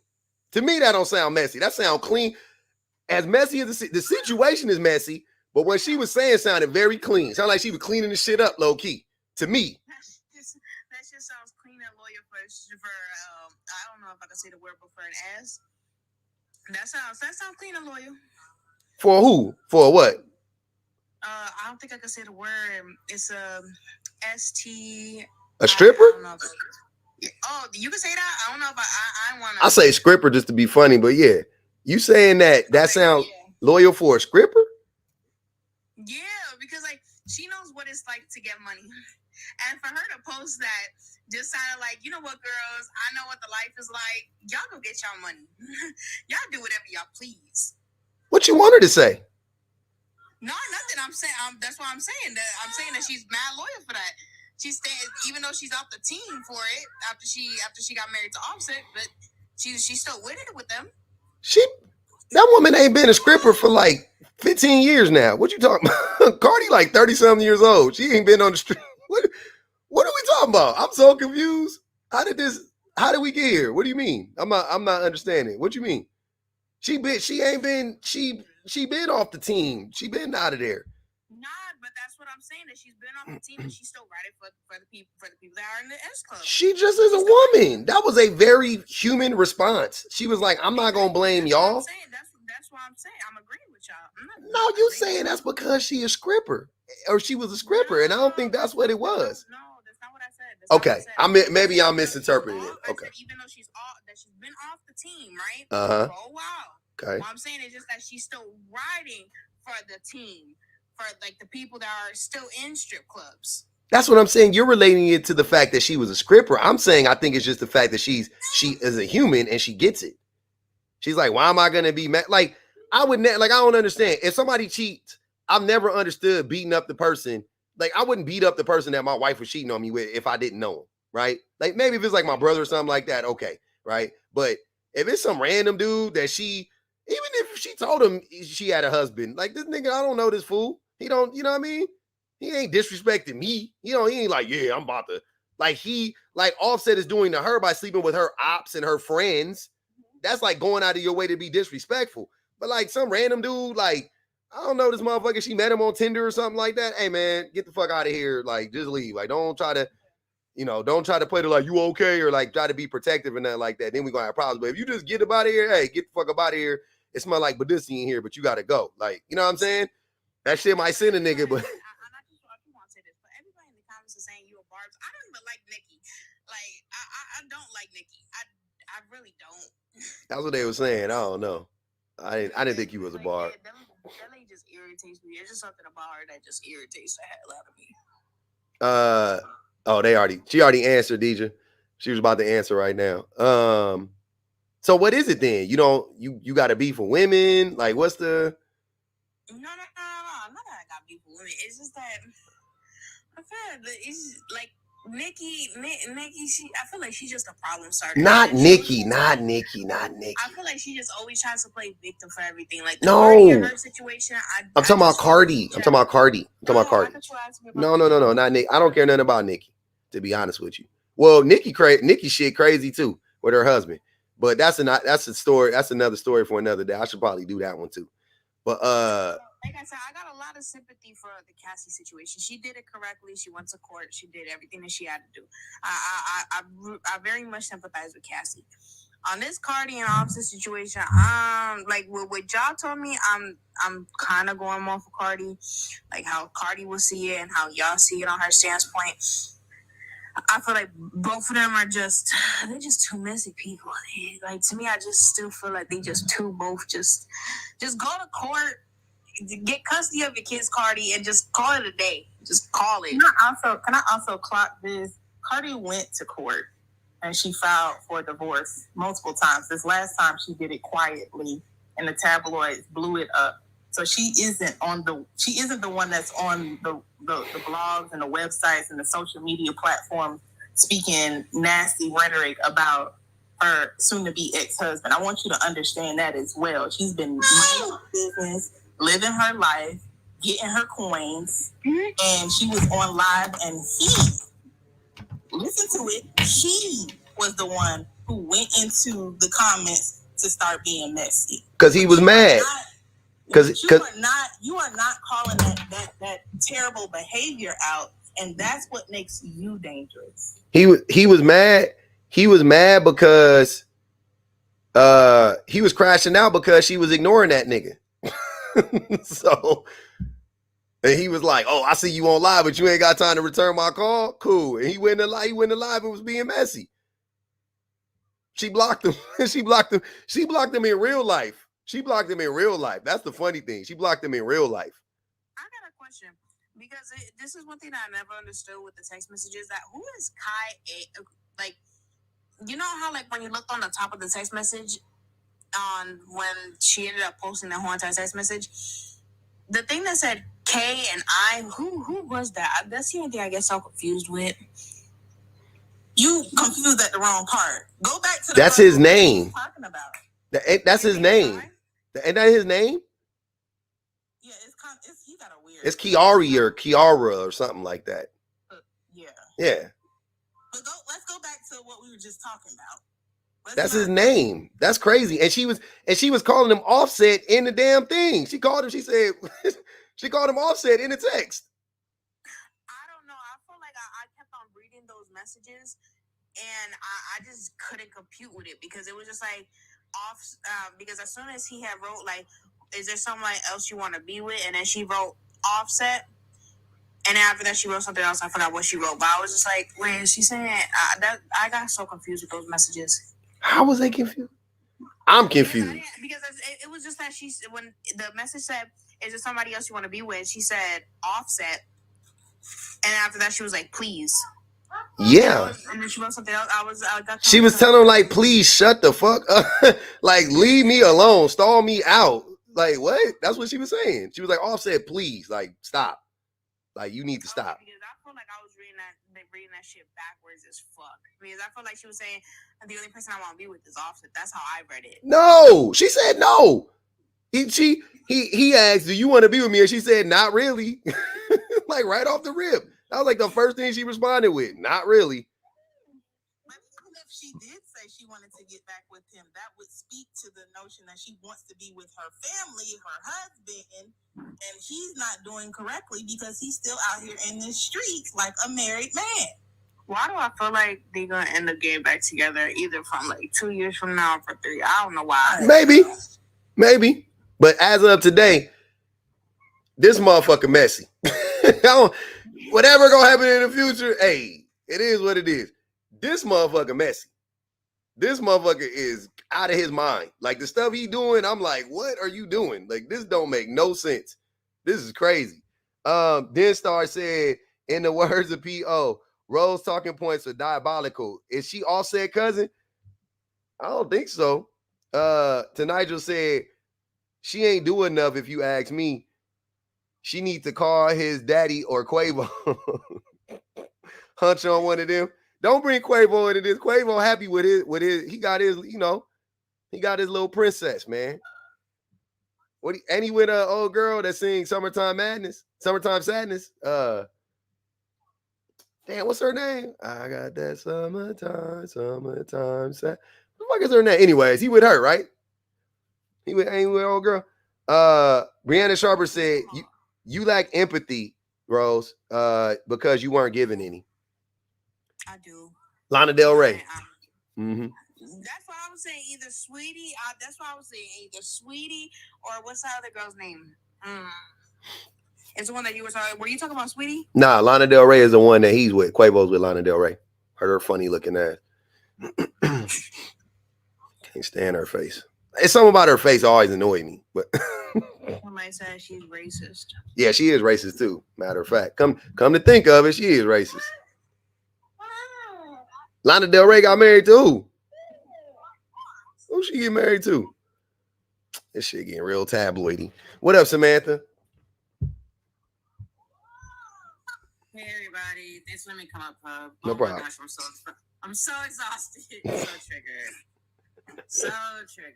Okay, I don't even know where to start with this because I'm a DV survivor, and I fight for DV survivors, especially like Black single mothers and groups that I feel are like overly disenfranchised, overly oppressed, and children. You know, I just feel like we're not protected as women, and children are not protected.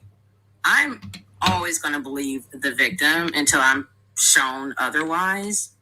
And Cassie and Cardi are both victims. And it's so strange because even if women say they lack empathy, they always seem to only lack the empathy for the woman and not the man. And the men can get away with so much.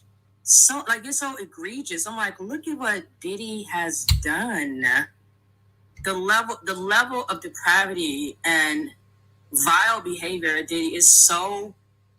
He's like a demon. And people still were trying to blame Cassie. I believed her off top.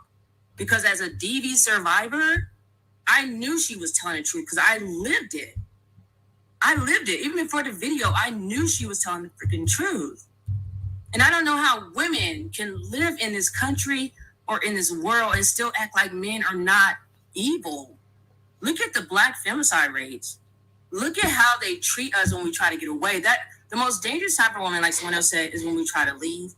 But also, I don't think a lot of people talk about it enough, Black femicide, but women who are pregnant, do you know that the number one cause of unaliving for them is homicide?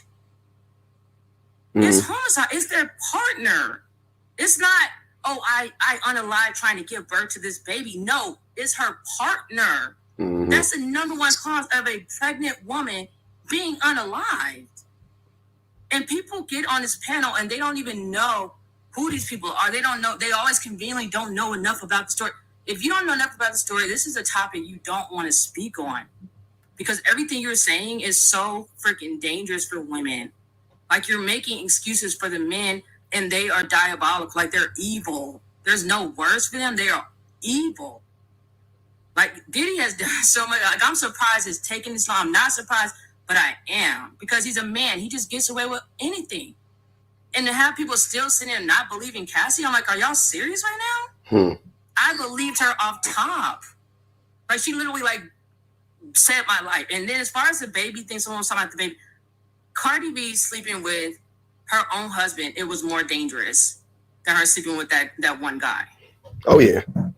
I got an STD from my ex, and my doctor, OBGYN, told me to stop sleeping with my own kid's father. Because I was faithful to him. I was only with that one man. So when people talk about Black single moms or whatever, like, they act like we're 304s or whatever. I was with that one man, and he was bringing STDs back to me because he was sleeping with everybody. Damn. I was with the one man, and that doctor said he is putting your child's life at risk because I don't know if I can say it on here, but the G STD, he gave me that. And they were like, your son literally could have been, like, he told me, do not sleep with him. I don't even care if it's the father of your child. So I went with no schmecks.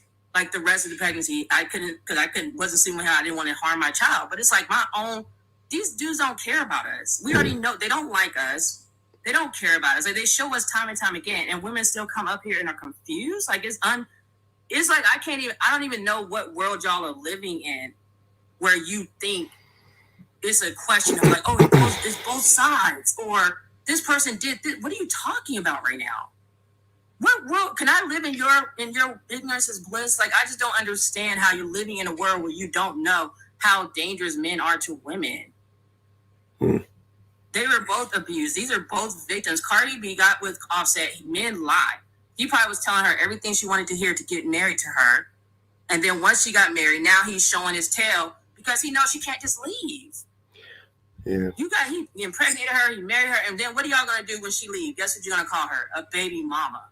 So everybody want to wonder, oh, why didn't she just leave? So she can be shamed into oblivion for being a baby mama, the worst thing ever, supposedly? Y'all need to stop doing that too. Like, shaming single mothers and calling us baby mamas, that's very derogatory. It's like a slur to me at this point. But shaming women is putting women in danger.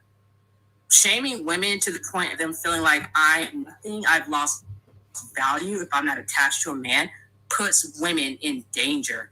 I have a true crime channel. I'm obsessed with true crime and news. I'm a news junkie. My grandmother was, I am, my mom. It's like a hereditary. There are many women who got with men, and I'm pretty sure they got, hold on y'all, because I can see my bars. There are so many women who got with men because they were trying to like be a wife, and they had kids already, so they didn't want to be a baby mama. They've said it. Look at Risa Tisa. They tell you this. I don't want to be a baby mom. So they're desperate. They're desperate. They want a child. And people act like they don't understand a woman wanting to be a mother. I'm like, what kind of world are we living in that's like, oh my gosh, you want to be a mom? What are you talking about? Yes. I'm a woman. I'm a human. Yeah, I want to procreate. This is what we're here to do, right? I want to be a mom. That's normal. That's natural. So women they want this so badly. They marry whoever. They're desperate and they're putting their lives at risk because women are the worst at shaming Black single mothers in general, just calling us all kinds of names. It's like, and half of us are single moms. It isn't our fault. Most of us left because we were being abused. Yeah. Like, what woman is leaving just because? That's crazy. This whole thing is wild. They act like we just like woke up and decided, I just want to go be a thought. I have been celibate for like the majority of 4 years. But if they hear me say, I have 3 baby daddies, they're going to go, you're a 3 or 4. No, I've really only been like 2 men for the last 14 years. And I don't cheat.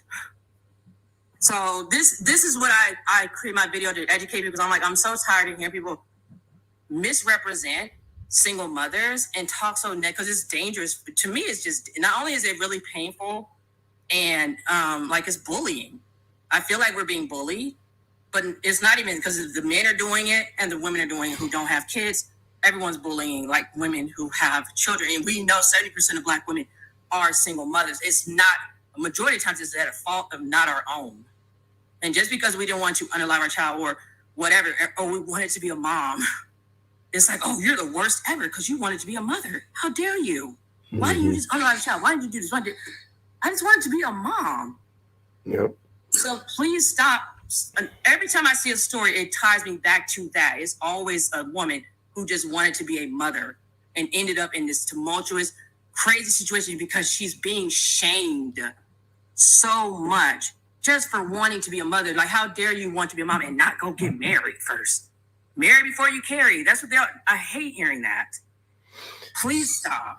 Yep. If you can afford it, have your child. If you want it, women are literally just going on the internet and being single mothers by choice. Like, women just want to do this. Stop shaming them because you're making them get into relationships that are dangerous. They're accepting anything just to say they're a wife and not a baby mom. Please stop. Yeah. Let me read these. Let me read the super chat. Baji Baby said, I don't know. Ex-wives and baby mamas aren't the same thing to me. They're one and the same though. But most of these guys don't deserve your womb either way, because once you have a baby with the person, even if you guys are married, you're still a baby mama, but you're also an ex-wife. So they kind of, you know what I mean? Like, if you have kids with somebody, then you're probably going to be both of them simultaneously. What up, DJ? Go ahead. Can you hear me? I'm in my car, so I want to make sure you can hear me. Yeah, loud and clear. You were asking some questions. I didn't understand what was going on. That's why I wanted you to come up. I was just saying that I was listening to the young lady that was just speaking. So I may be coming in on the tail end, but sometimes when I hear people speak, it seems like it's always a generalization. And I know that for my husband's son and brothers, that's not for them. What's not for them? Not them. What's the title of abuser in domestic violence? That's not them. Okay. And they're not abusers. They're loving men. So okay. You know, I don't like take away from things that happen to women because I grew up with. I see the comments. I'm gonna ignore them, but I'm just gonna say this: I grew up with my mother. Who was abused by both of her husbands. Let me just say that. So I see the ugly comments because, you know, people never like to hear. Well, I think I would just say don't ignore the comments for now, because I'm listening to you. I'm not reading the comments. I'm trying to hear what you're saying, so I can understand. But keep going. So but wait. I'm not taking away, because let me just say this: I'm not taking away from any victim's position. All I'm trying to say is that not all men or what these men or any other men that puts their hands on women, they're not all like that. Who said that? Who said all men were like that? No, I'm just saying, if that's not what she was saying, that's fine. But I do hear a lot of times that people do generalize men to be like the people that do it, that all men are like that. DJ, do you know what a generalization? DJ, do you know what a generalization is? When they say in general, when they speak and they say men are, or they speak and they say women are. Yeah, I know, but what makes it? They don't put some in front of it. I know, because but there's a reason for that. Because in general means it's not all, it's most. So that leaves room for your brother and your father and all the other men in your life to not be those men, but it just points out that most men are.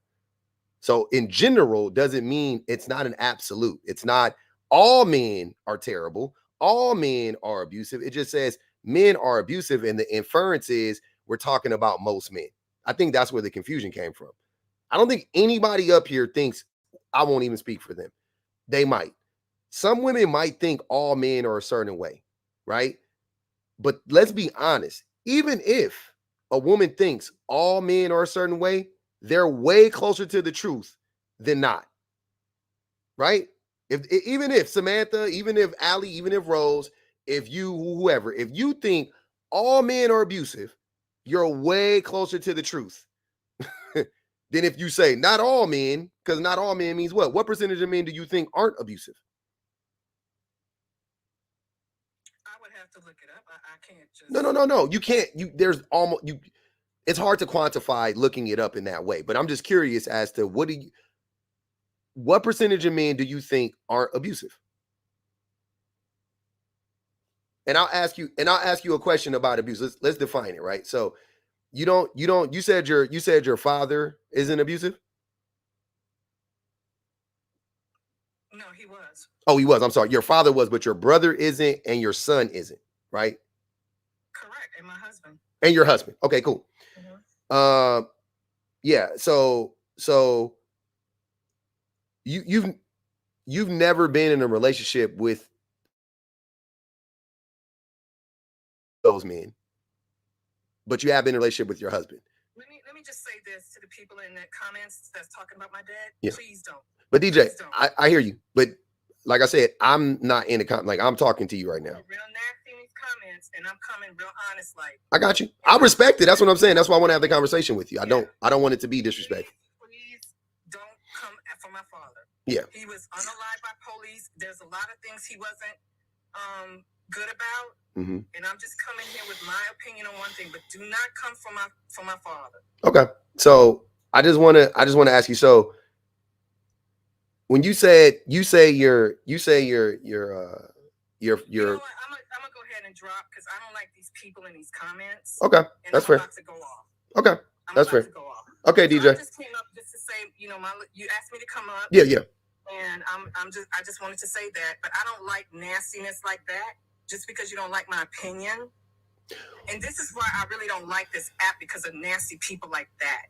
Mm-hmm. I respected her opinion and I just came up with mine because you asked me to. But this is why people don't like this app right here, because of these nasty people in your comments. Real nasty. I think real nasty. Yeah, no, I hear that. Do you think before you guys got a question for you. Do you think that maybe the thing you're saying, I'm going to tell you, I'm not going to ask you. I'm going to tell you why I think they're reacting that way to you. Because what you're saying, when you try to minimize abuse in any way, shape, or form, a lot of people are going to get triggered by that. That's just the reality. I didn't minimize it. But you are trying to minimize it though. And I don't think you're doing it intentionally. Here's what I'm saying, DJ. I'm not going to assume you're doing it intentionally. I'm assuming you just did it out of ignorance because you didn't know what you didn't understand the concept of like generalizing was, right? So that's what I'm saying. Clearly, because I asked you and you thought it was all men when somebody just says men, right? So that was proof right there that you just didn't understand when people say men or women, they don't mean all men and all women, but they mean most, right? And most could vary. Most is literally 51% and up, right? So it could be 51%, could be 91%, right? But it's just, they're just saying most. So you took that as all men and you wanted to defend your brothers and da-da-da-da-da. But my question would be, why do you feel the need to defend people who it doesn't apply to? Like, we don't know your brother and we don't know your husband. So why do you need to come in a space where people are talking about abuse and talking about how they suffer from abuse, and you go, well, not my family, if you're not defending the idea or minimizing the effects of abuse in general? That's, you see what I mean? Like, because that's what it looks like to people. Whether you meant it to be that way or not, that's what it looks like. So you got to understand the impact over your intent. And you're acting very defensive as if like, what? I didn't do anything, but you did though. You kind of were minimizing the effects of the abuse. And that's why people are responding that way. Well, you know what? Number one, thank you to the person that recommended me to turn the comments off. Thank you so much. Yeah. Oh, I thought you knew you could do that. My fault. Yeah, My bad. I tell it. You right, DJ. I'm so sorry. I tell everybody, if you don't read the comments, cut them off. So much better. There you go. Yeah. Okay, so number two, if that's what I did, you're right. I was ignorant to that, and I did not realize that. Mm-hmm. So I apologize. That's fine. I'm big enough to do that. I apologize. I guess I didn't think of it that way, and I did take. I guess I got defensive. I guess you're right. So I didn't look at it that way, and that's why I guess that's why I clarified that I do know what it's like to see that, to know that, and to watch that type of behavior from those that do it, because I did watch it all my life as a young girl. Mm-hmm. So, and I guess to have that other side in my life where it didn't happen. Yeah. Maybe that's what I'm doing. You're happy that finally you got peace, and you like have that peace in my life where I don't have it anymore. And I guess that's what I'm doing. Yeah. That's what I'm doing.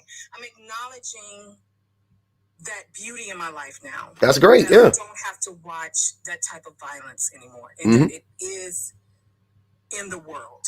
You know what? I guess that's what I'm doing. You know what? And I understand that. And there are people in the comments that I know personally, they weren't abused by their parents or their dads and their boy, you know what I'm saying? But they still understand what other women are going through. Or you ain't got to be women. I'm a man, and I was abused by a man.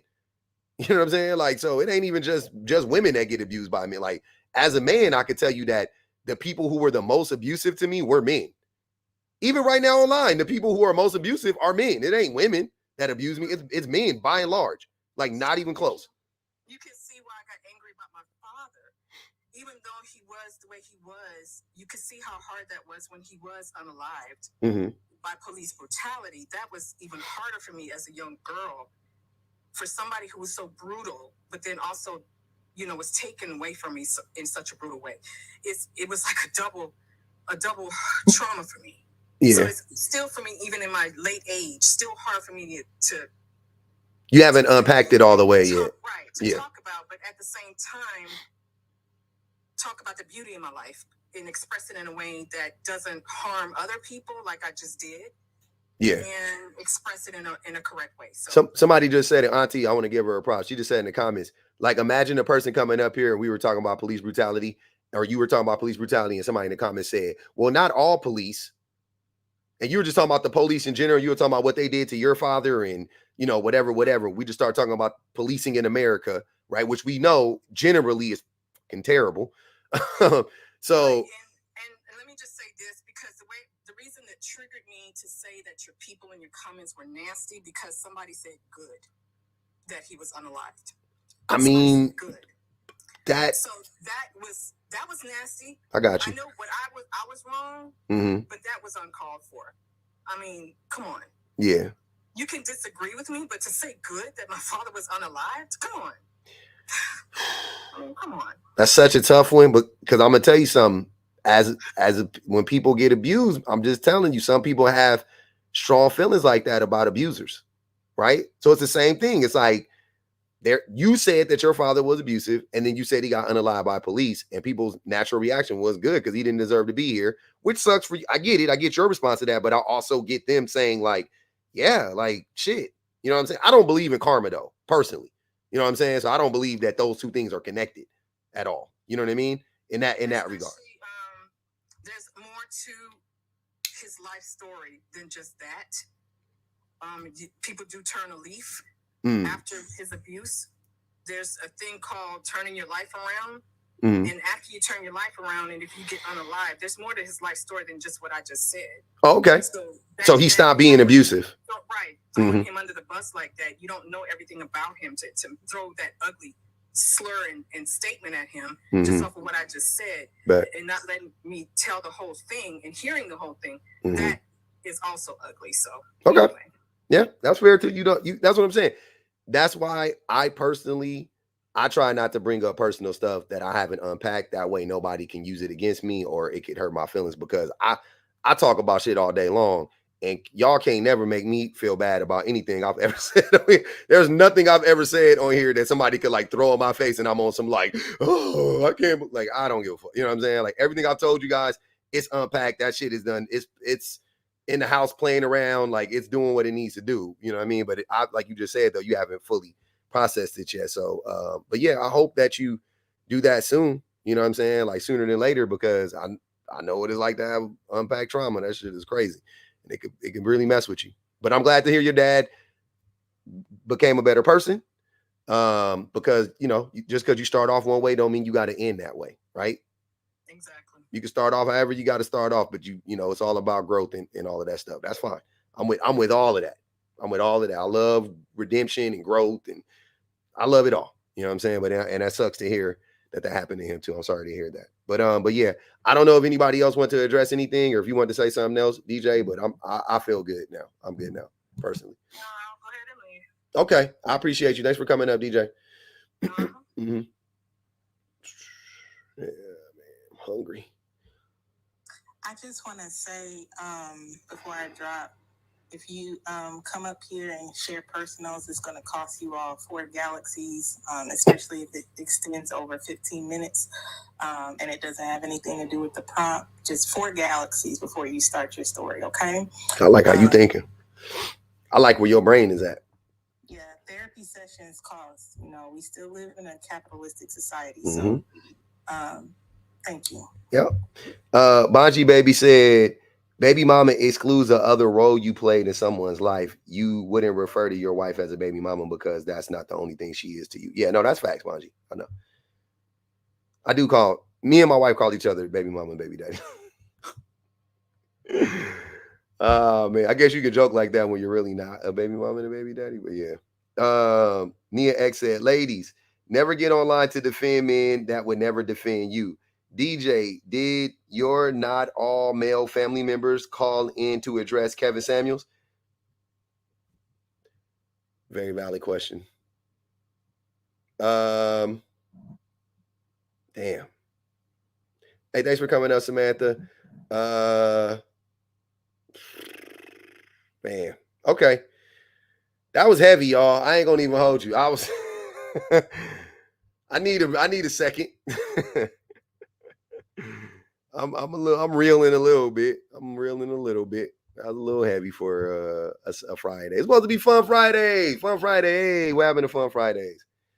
I think it's very important to note that when people are going through things like, especially if you can relate to the thing that they're going through, like it's okay to say that there's light at the end of the tunnel, but you can't dismiss what stage they're in right now. Like if you've made it to the finish line, and you've gotten the things that you felt like you deserved when you were younger or when you were going through that moment or whatever the case may be, that's great. And we can shout and cheer and be excited and happy for you. But like, I think people are kind of a bit, like they be tone deaf sometimes when they start talking about certain things. And it's like, well, I've been through that, but I got a man and he doesn't do this and he doesn't do that.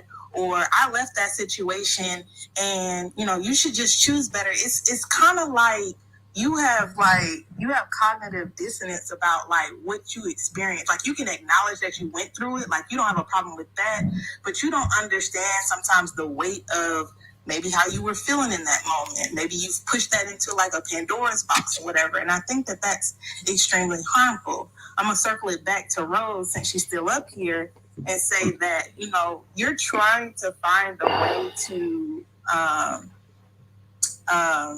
make it, I guess, understandable why Offset might be cheating, why he may be acting the way that he's acting.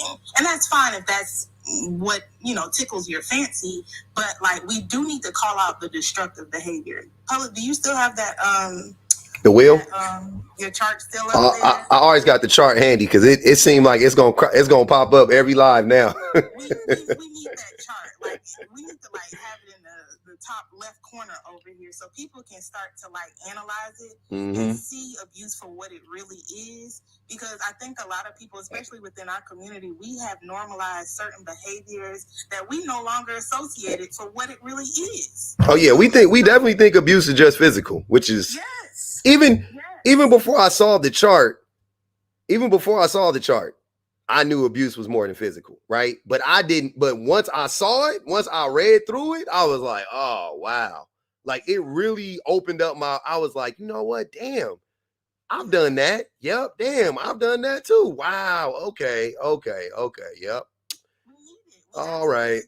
Especially for you both side bandits. Like, y'all need to read like the diagram first and then like ponder on it in the comments with the rest of us and really reflect on why you might feel that the fact that maybe Cardi has a smart mouth, or maybe that because she's from New York and she speaks with the New York slang and swag and carries herself, you know, maybe in the way that you might not carry yourself would equate to getting or receiving the type of treatment that she's got from her husband of 7 years. You get what I'm saying? So I you know. Yep. I gotta get back to work. I gotta make these calls. All right, Allie. Don't worry about it. It's Fun Friday. Y'all don't forget, man. Jacoya, what's good? All right, what's good, Ray? Oh, never mind. She's there. Okay. What's happening? I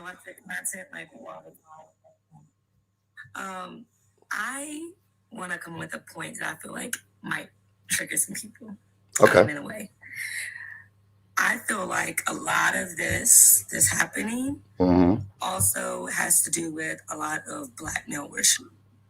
And I feel like, even though they're two, I don't consider them Black women, Cardi B did an interview where she talked about how she prefers to date Black men. She prefers to be in a relationship with darker-skinned Black men. And I feel like while a lot of men are defending those two, it's because of Black male worship. Because I've seen it firsthand. I've seen it at my job. I've worked at nightclubs. I see it right in front of me every single day.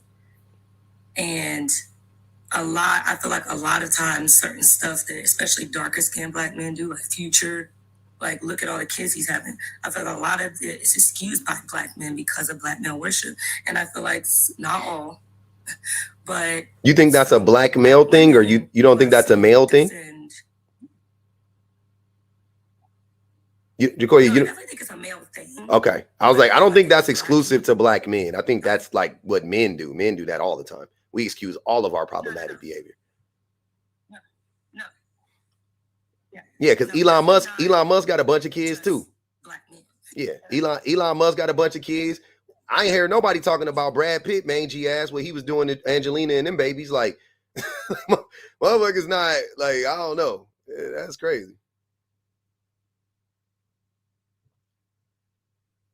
And I think she kind of felt like, especially being a Cardi B, not a Black woman, I feel like she thought she was going to get a different treatment than what other Black women get. And, she's made a lot of comments on her, social media where she's attacked to other Black women and things like that. And been like, oh, I got this. I got, she put on her song, I got this type of man. And even Black women from the jump were like, girl, from this, like, he's not it. And I'll be honest, I've seen a lot of Black women tell her from the start, he is not it. And then she went to bat, like went to hell and back. She was fighting, and stuff. So I'm kind of seeing. But they're not defending her now, though, right? The Black men are defending her now. I think you got a lag. Which is I have been on one live where they were calling her 304 and stuff like that, and they were bashing her for claiming. I think even on one of your lives, one person was talking about. They all were, Jacoya, yesterday, all the men were all the men were. Like, I'm sorry, you got a lag. You might have to drop and come back. I think you got a lag because it's like I think you got a lag. Yeah, just drop and come back. I'll bring you back up. I can see the red bars too. Okay, I'll drop back. Yep. Yeah, even yesterday, all the men was mad. They was up in here defending her. That shit was crazy. What up, Ray? What's going on, man? Chilling, man. Let me read this to you real quick. Heroification, a degenerative process that makes people over into heroes. Through this process, our educational media turns flesh and blood individuals into pious, perfect creatures without conflict, pain, credibility, or human interest. In America and in a lot of places, we have a problem with using certain people as idols. And sometimes in that process, well, no, I'm not even gonna say sometimes, a lot of times, and it's really huge here in America, right? Mm-hmm. Just based off like our forefathers, the people that we speak about in our history books, we have a tendency to, when we put them as idols, whether they've done good or something, whether they've, made some big feats, we tend to put the things they did negatively under the rug. And usually the people that they have affected, it hurts even more because when they do speak out about something, it almost makes it impossible to fight. What are we talking about specifically? So essentially, right? So let's talk about Diddy, for example, right? Mm-hmm. So we all know. Sorry, we all know that something happened. Like how some people be like, "Well, I went there. I can't tell you." Do you know how many stories I've heard about the industry? And every time it's East Coast rappers talking about it, and they wink after saying exactly the story, just based on like going to these parties, specifically going to parties and drinking and not waking up at the time that you know what I'm saying. Did you think you're gonna wake up and feeling all kinds of pain running through your body? And somehow Cassie talking about her story makes her a problem, even though many of these men know in the industry that this man actually be doing stuff or stuff has happened around him. Mm-hmm. He's been accused of so many things. He is no innocent man. Granted, he's done really good things. He's done good things with Ciroc. He's made so many feats. So he's idolized by people. But I feel like because he's being idolized, the people, again, he's made victims of, it is now hard for them to speak out because we have done such a good job of putting the things that he's done bad away under the rug. There was charges in 1999 that people were like, dang, Diddy, I think might have did that. Or even thinking about Biggie. People still think he said Biggie. Like, the charges go down the list. And so when we have women, even we'll bring in, I know you don't have Mr. Robert Kelly up there. No. But people that speak out about him, all of a sudden become victims of our judgment because we have idolized him so much that we've done a phenomenal job of sweeping all the bad things he's done under the rug. Now, there have been people who have kept account for the things that they've done. But they, but even those people somehow are discredited because of how much people idolize him. Look at Offset. There is no reason why anybody should be defending Offset, knowing that he has been caught out with these women multiple times and has done her dirty, had her crying on the live, all this and all that. And they're like, oh, well, she knows what she got into. This is her fault. She put herself in this position. Not necessarily. I think there's enough of us as adults where we have gotten into a relationship with somebody. And granted, some people had, like, outside looking in can make the clear a decision to say, oh, no, you can't be with that person. But when you're inside of that relationship, it feels so real. It feels so natural. And the things that they're telling you do not feel like lies. They don't feel like deception. It feels like the actual truth. So you feel like you know a different side of them. They don't have the whole story. They think they know what's going on. And you yourself start to idolize the own individual and start to sweep everything they're doing under the rug. So heroification is real. And we've all become victims of it, and we made other people victims of the issue by defending the wrong people. And so what happened was Cardi might have defended her, her man so much that she might have said some things to some to people. I don't know if she said to black women on live, but I probably believe she did say something. Oh, Cardi definitely said some anti-black shit before, but and I know, and listen, but I've heard her walk some of those comments back personally, but that ain't, you know. Yeah. And listen, I'm not gonna say it, but I know she probably did, given the culture of what happens to black women in America, and the times that a lot of times black women have tried to speak out or try to help somebody, and then people are like, girl, if you get off me, you black women, you like I don't need your help, I'm better than you. And then come to find out they actually needed their help. And then they try to go, oh, hey, listen, my fault, y'all, da-da-da-da. And again, it is those women that have kept account of what's going on and still end up, like, being, put in the mud, put in the ground, and be like, well, she was talking about us before we tried to help her. And they'll be like, well, this is different now. You know what I'm saying? So I just think it's very interesting, like, with social media, with these celebrities, with all these famous people, when they do these kind of things, and we get to defending them, and the people who have been saying these things somehow become the victims all over again to their crimes, because we are not using our common sense, because we've been too busy setting people as idols. Okay. Yep.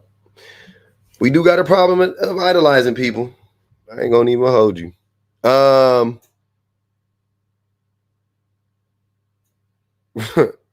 Ali said, Ray speaking 800-word court paper.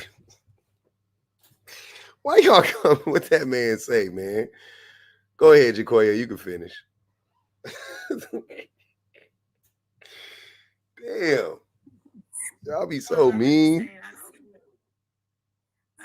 I was watching your live the other day on YouTube, and one person literally tried to justify it and say that because she was used to be, do OF like type stuff and dance and everything, that was, and claimed she drugged me, and that was the cause of her getting her treatment now. And that wait, I was saying that, or they were saying that? No, they said it. Oh, okay. I was like, yeah, I wasn't saying that. Yeah, but they were starting to say that. Yeah, you're right. Mm-hmm. Yeah, and it made me think, when you were like really educating him, what it made me think of was if they were dark-skinned black women. And black women, because hypersexuality of black women, especially dark-skinned black women, is a huge problem. They hate sexy red. And I honestly, and I genuinely don't feel like they would even be alive. Like Cassie wouldn't even be alive if she was a dark-skinned black woman. She probably wouldn't even be alive. And I think that's a perspective is, at the end of the day, they are quote unquote preferences. And so I think why some men that I see are defending them is because of that. Because when I see darker skin, like look at Megan Thee Stallion, look how she was treated. She actually got shot at. Like when people when it's a darker skin black woman, she's claiming about abuse. Black women, yes, but black men really don't hate for them. They don't really go to bat for them the same as women that look like this. Jacoya, I think the part that I want to articulate though is I haven't seen men going to bat for any of these women. That's what they don't care about the light preferences. They don't give a fuck. They've been just shit. They blame Cassie. They was saying Cassie, they said Cassie shouldn't have been chasing the money or something like that. Then when Cardi did her thing, it was, that's why you don't marry 304s. I'm like, what? Like, it don't matter. It don't dark or light. It just seemed like it don't matter. It seemed like the men are going, that's why I said it just seemed like men, they gonna protect men. Like that's at the end of the day, the men gonna protect men. It don't matter if she light or dark or whatever. I will say to your point that if they were darker skinned, the treatment could be worse or would have been worse. Yep. I'll definitely agree with that. But because the argument would have to be that they're protecting these women. And I'm not seeing nobody protecting them outside of women. You know what I'm saying? Like I'm seeing very few men. Are you seeing a lot of men protect them? I know. I was on a live actually right before I schooled and found you. And this woman was literally like calling Cardi B a 304. And she was on with other women saying that because she does like sex work, that's what she get. And I'm like, Now, I was like, let me keep scrolling because I didn't want to get onto that one.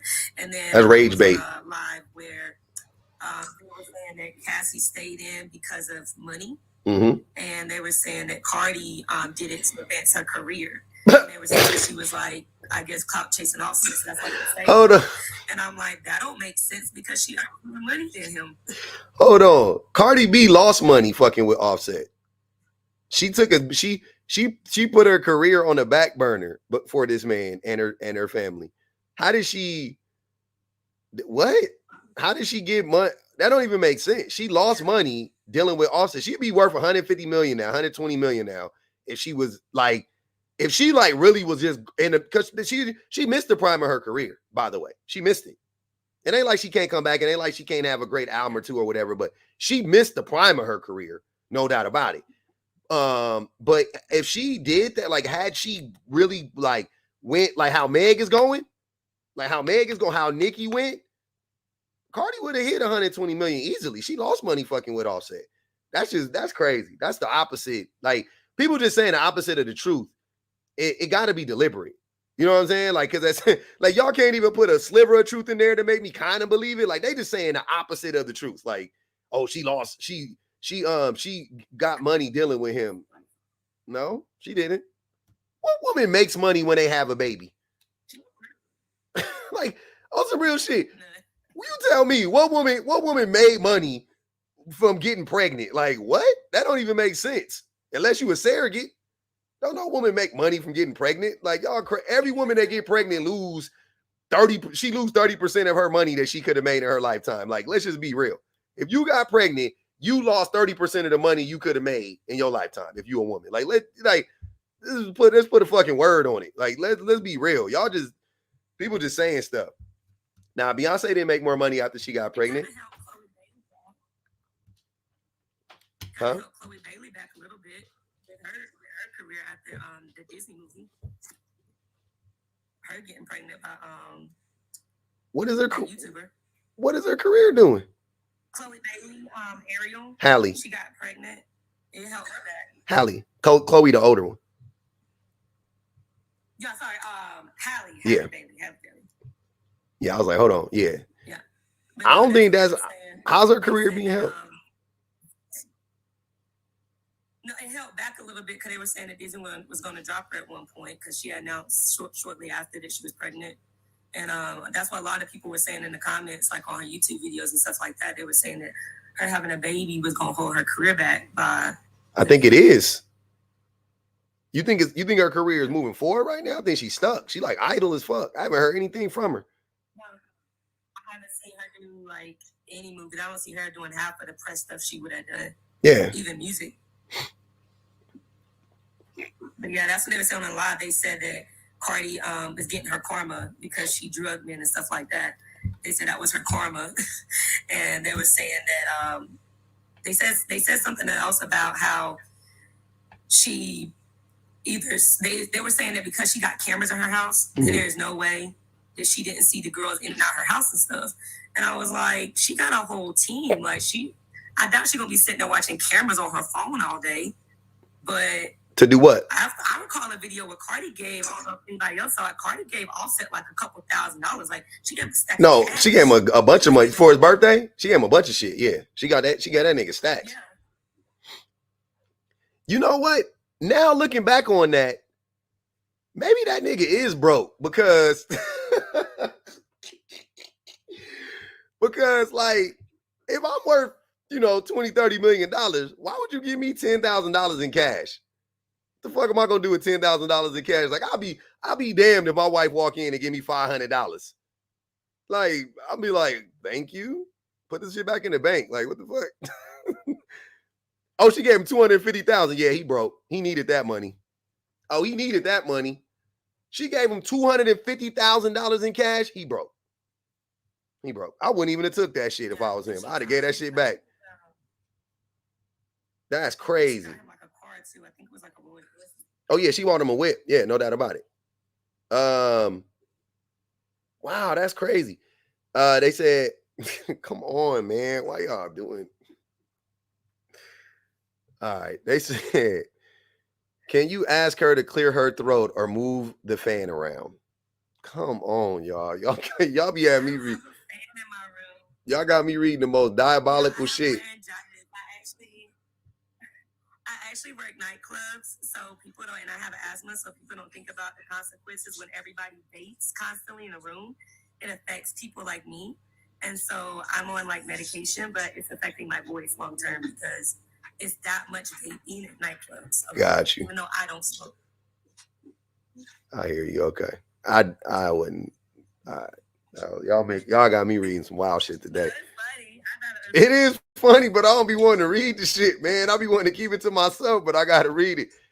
I told you I gotta read everything on the teleprompter. So user, I don't know if you meant to be up here. SpongeBob, what's good with it?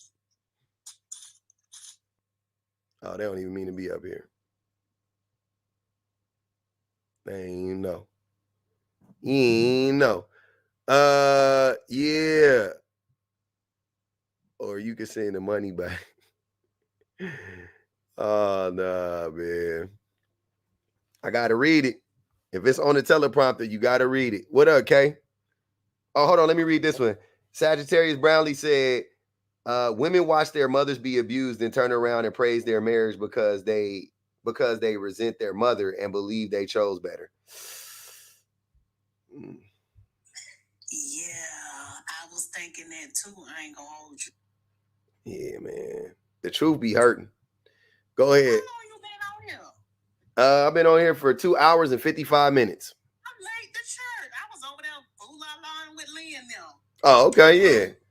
Long story short, I came in on the tail end of the girl pretty much trying to justify or make excuses for men's behavior. And I'm here to say this. Just like men will say, well, you knew who he was when you got with him. Okay. The same can be said about Cardi. Okay, you knew she was a rapper, she used to be a stripper, blah, blah, blah.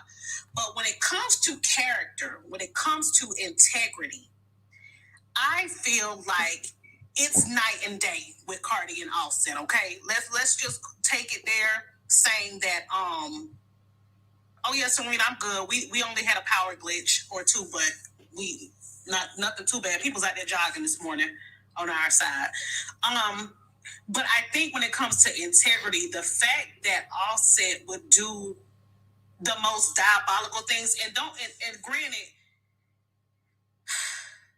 the women who come in contact with him don't owe Cardi nothing, right? They don't owe Cardi nothing because that's her husband. He's stepping outside of her house.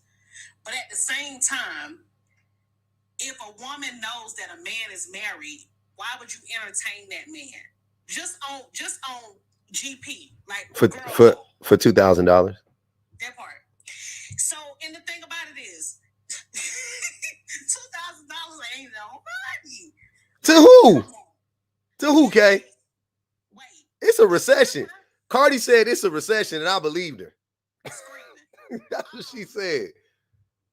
For $2,000, okay, but I'll see if he was paying her bills, if he was flying her out, like he got her set, he got her like most mistresses. When you with somebody well known and you getting that hush money and you getting your bills paid, that's a whole different level.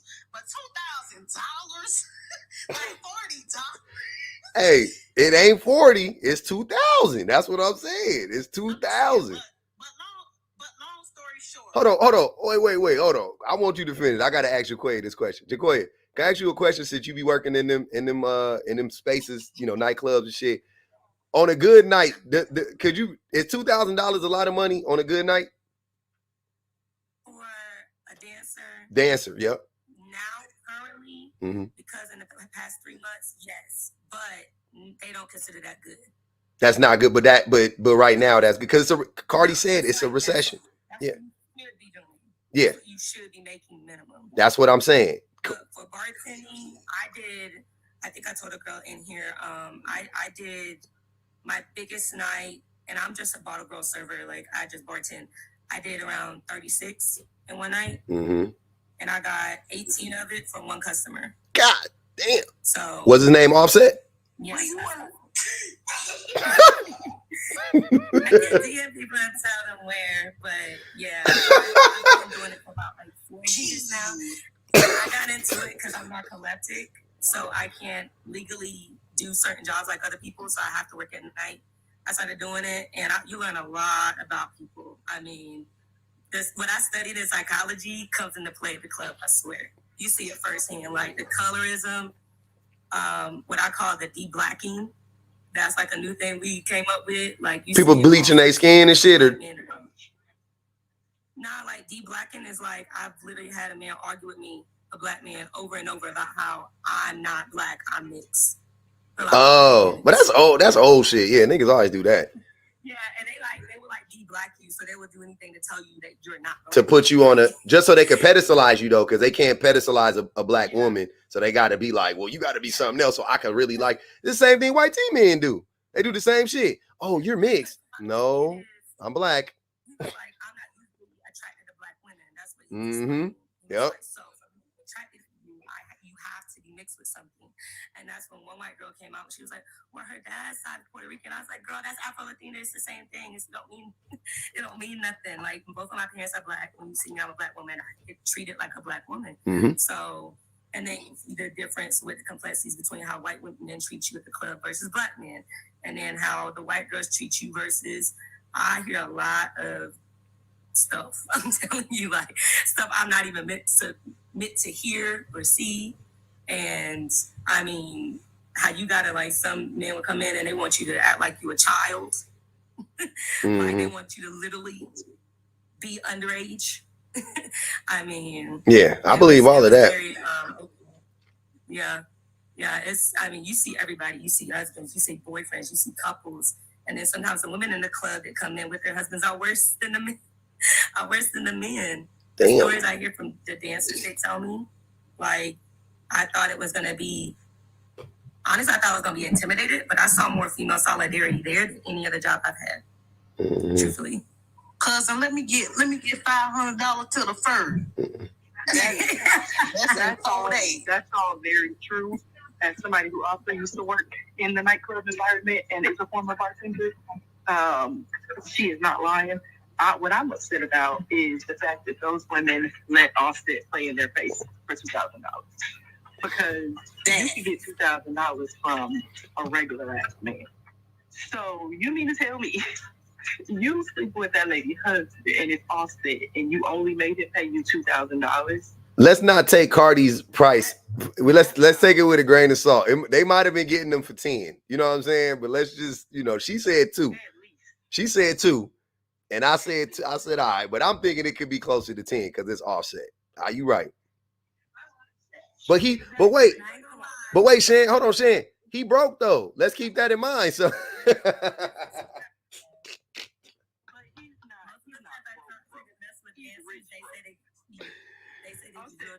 not gonna lie. Not broke. They said Offset cheat. Yeah, he's stingy. He not generous. No, they said, that I can believe. Talked to me about 50 Cent, and one talked to me about Future. One talked about a couple other rappers, because most of the dancers I work with, they travel to Miami, South Carolina. They travel up and down the East Coast because you can hop clubs. You can just let them know you're coming and go to a different location. Yeah, we experts up here. We know the game. 50 came into the club a long time ago, and they say he was the cheapest dude possible. They said the ones that spend the most money are the athletes. Yeah, they got the most money though. Athlete money long. Yeah. Go ahead, Kay. I know you want to finish. My fault. Let me finish my thought. My bad. Yeah, let me finish my thought before I lose it. Yeah. So long story short, I just find it funny how these men were on this app saying that Offset should have done better by his family, because Cardi, in essence, I mentioned her past, but in essence, she married before she carried. She did things by the book. She was loyal to her family. She put her career on the back burner to foster, her family. She took his kids in as her own. She was the ultimate ride or unaliver, right? So why wouldn't those men, the same men who have all this vitriol for Cardi, getting her lick back? Why wouldn't y'all say he should have done better by his family? He should have put her first. He should have, they wouldn't know accountability if it hit them in the face, and that's what bothers me. Like, I'm not seeing any of that. Well, Offset started it. Offset did X, Y, and Z, kind of like old girl. She wasn't trying to keep the men accountable. And to the lady who came up here talking about, she don't know no abuse because her mom, her husband, her sons, that's not him.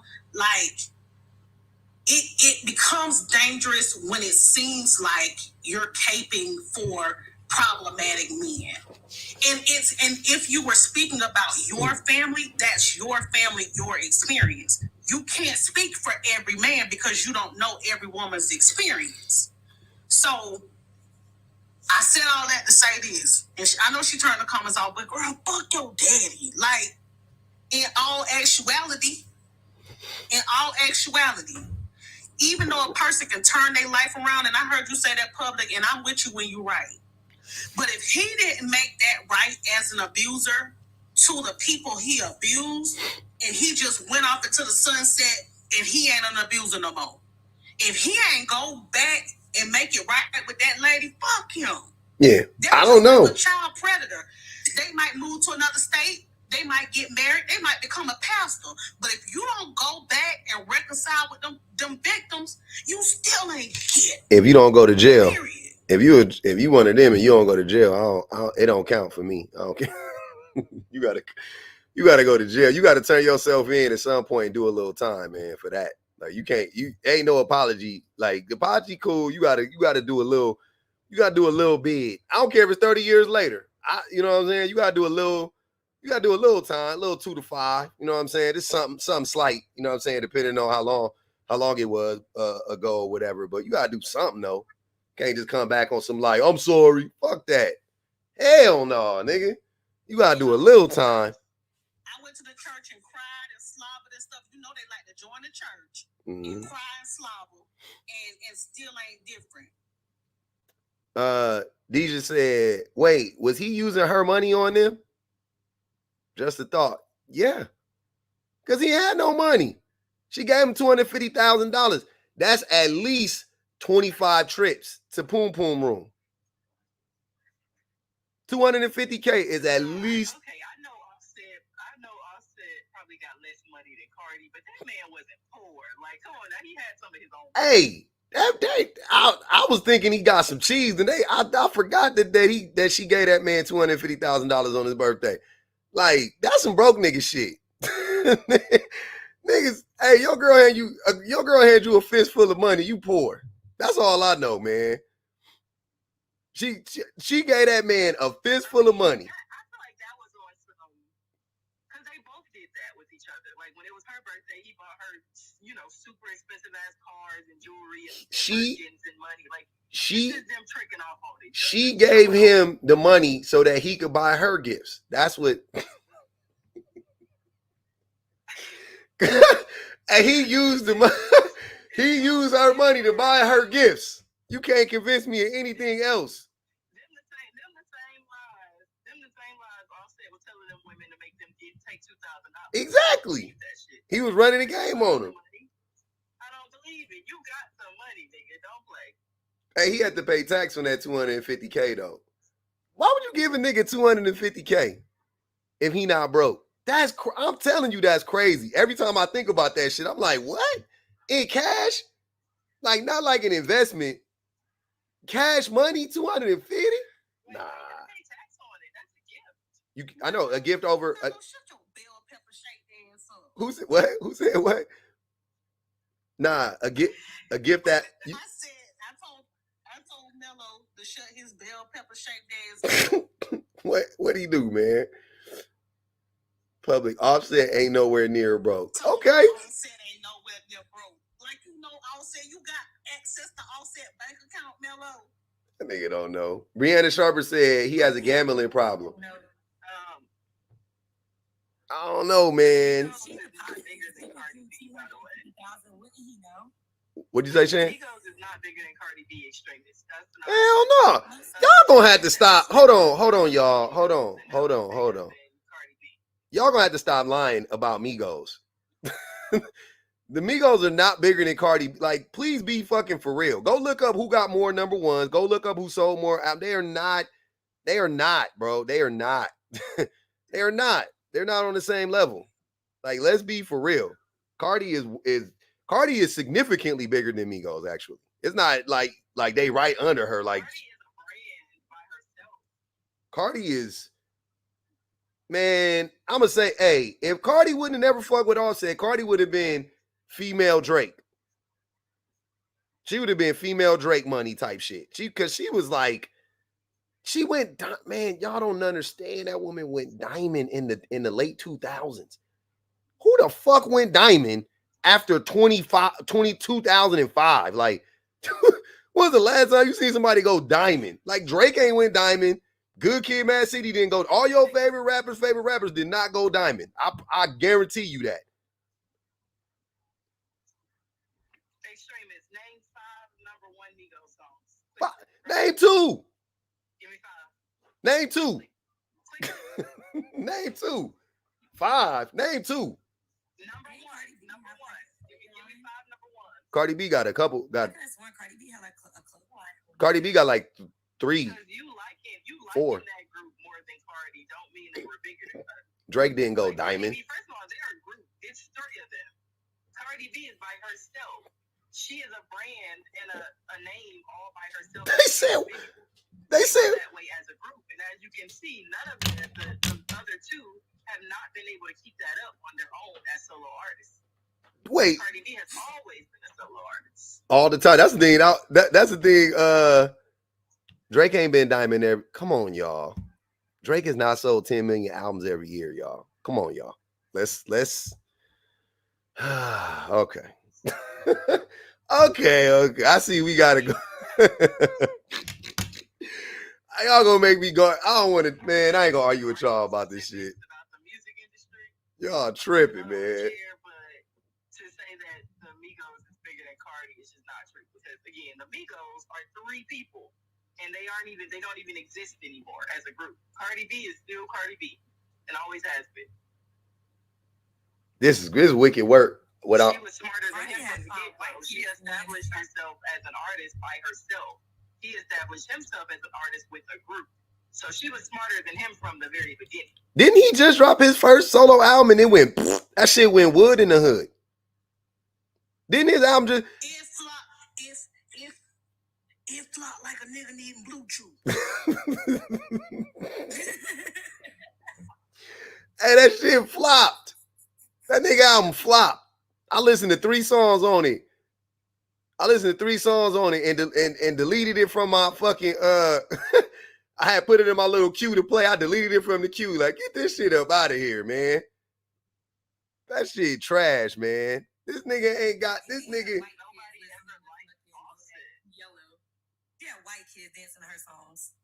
Y'all tripping, man. Nobody liked Offset. They liked the Migos. That's the problem. Don't nobody like Quavo either. They listen to the Migos. Yeah, don't nobody like Quavo. They didn't want to listen to Offset. They wanted to listen to the Migos. Who the fuck? Who rolling around listening to fucking Quavo solo songs? Huh? Who listening to?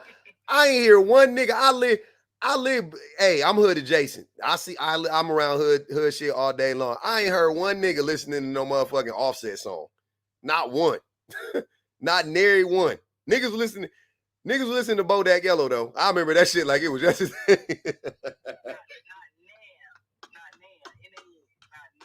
Not nan nigga was listening to motherfucking this nigga rapping over the what didn't he try to flip he tried to flip the if you really want to party with me.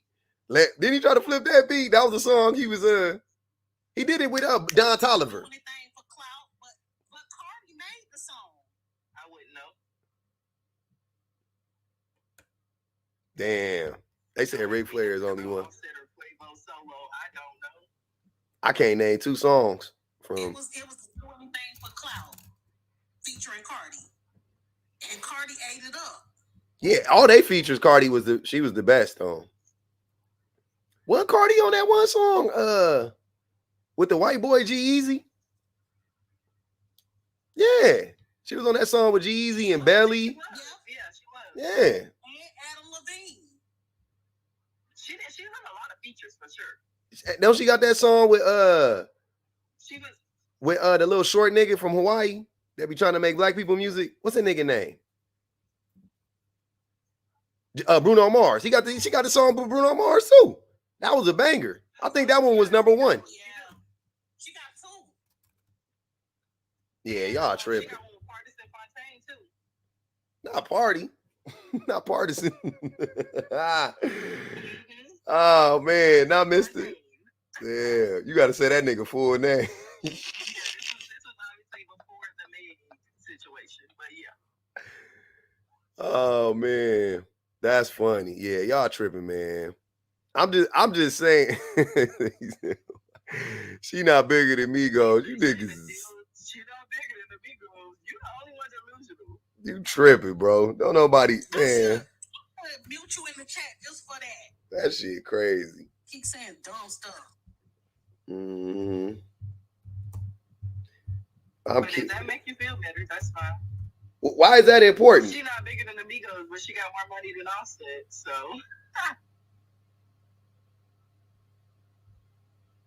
Don't they only got? It's funny that he keeps saying she's not bigger than the Migos, but he won't compare her specifically to Offset. Mm. Like, you're comparing one individual person to a group. Compare her to Offset. Is she bigger than Offset by himself? Absolutely. Solo artist to solo artist. Who's been more successful? Cardi B, hands down. But Shane, you heard her when she said, you ain't feel like the man in my MFing house. So that's why you was so insecure. That's why you was running from woman to woman. Because you ain't feel like the man in here. He really was insecure. Because she was successful. Yep. And, people are repeating the same thing that Offset said in the comments now. Oh, he won. He turned her into his baby mama. If that's what y'all consider as a win, if that's what y'all need to, but then when public make props that say men trap women on purpose to ruin their lives, y'all be in here crying saying he lying. No, we don't. Which one is it? No, we don't. We don't do that. Hey, Migos got one number one song, Bad and Bougie. Yeah, y'all be crying saying he lying and pandering, but then when Offset say it, y'all repeat it. So which one is it? We already know them niggas. About, she trapped herself. How you trap yourself?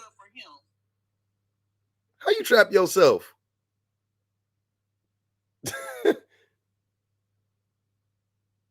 How you trap yourself? I'm curious. I need to know this. How you trap yourself? God damn, nigga, you underwater? You in a submarine? All right, bro. Don't even worry about it. You good. Damn, that boy, that nigga said, I thought he was wrapped up. That boy said, They said the shit lagging. I'm gonna go out and come back. Yeah, we're not gonna move the goal.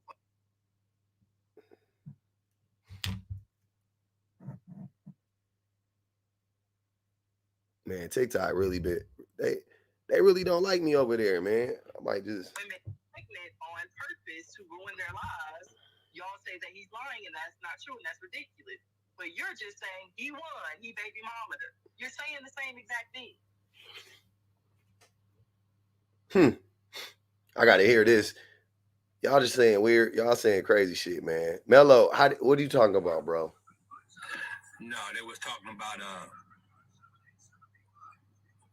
she knew what he was from jump. She kept going back. They both was ratchet. They both hood. They both had the same mentality. So to me, they just live in a toxic hood relationship, and it just played out in the public. That's the only difference. But he not even from the hood. I don't know where he's from, but I'm talking about his mind. Still Georgia. That nigga, don't let them tattoos. Mentality. He got a hood mentality. He don't got a hood mentality. Cardi exposed it. Cardi said, you don't move like a hood nigga. He don't move like a hood. He move like a weird nigga from the suburbs. He really do. He don't move like no hood nigga. Well, hell, Pub. Drake ain't hood either, but that dude. Exactly. He got the fourth most diamond singles in history. But wait. That's what the fuck that got to do with their relationship? Well, no. I was saying you was talking about Drake and Diamond, like Diamond songs, like Diamond hits. I'm like, Drake got a whole bunch of Diamond songs. All right, but what they got to do with this nigga not being hood? To be a rapper. Right, Eminem's a rapper. Well, Eminem more hood than a rapper. Eminem more hood than this nigga. for sure. But yeah, you don't have to be hood to be a rapper. No, you don't. But I'm saying just based on his, you know, how he talked and how he be out there, he don't seem like he's from, you know, a upstanding middle class neighborhood. You would just based off of his contents and, you know, based off of what he raps about and how he presents himself, you would just say he's kind of. But he does. Y'all just missed it. He literally acts like somebody that's from the suburbs that wants to fit into a rapper lifestyle. He acts like that. Every time I hear when I used to hear him when he was with the group and they used to do interviews and you catch him out. I mean, he just sounded hood to me. All three of them did.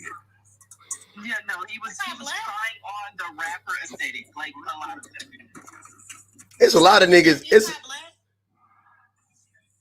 He said, "What is he anti-black?" When he say you sound hood, is that anti-black? Yeah, I don't. How does he sound hood? What makes him?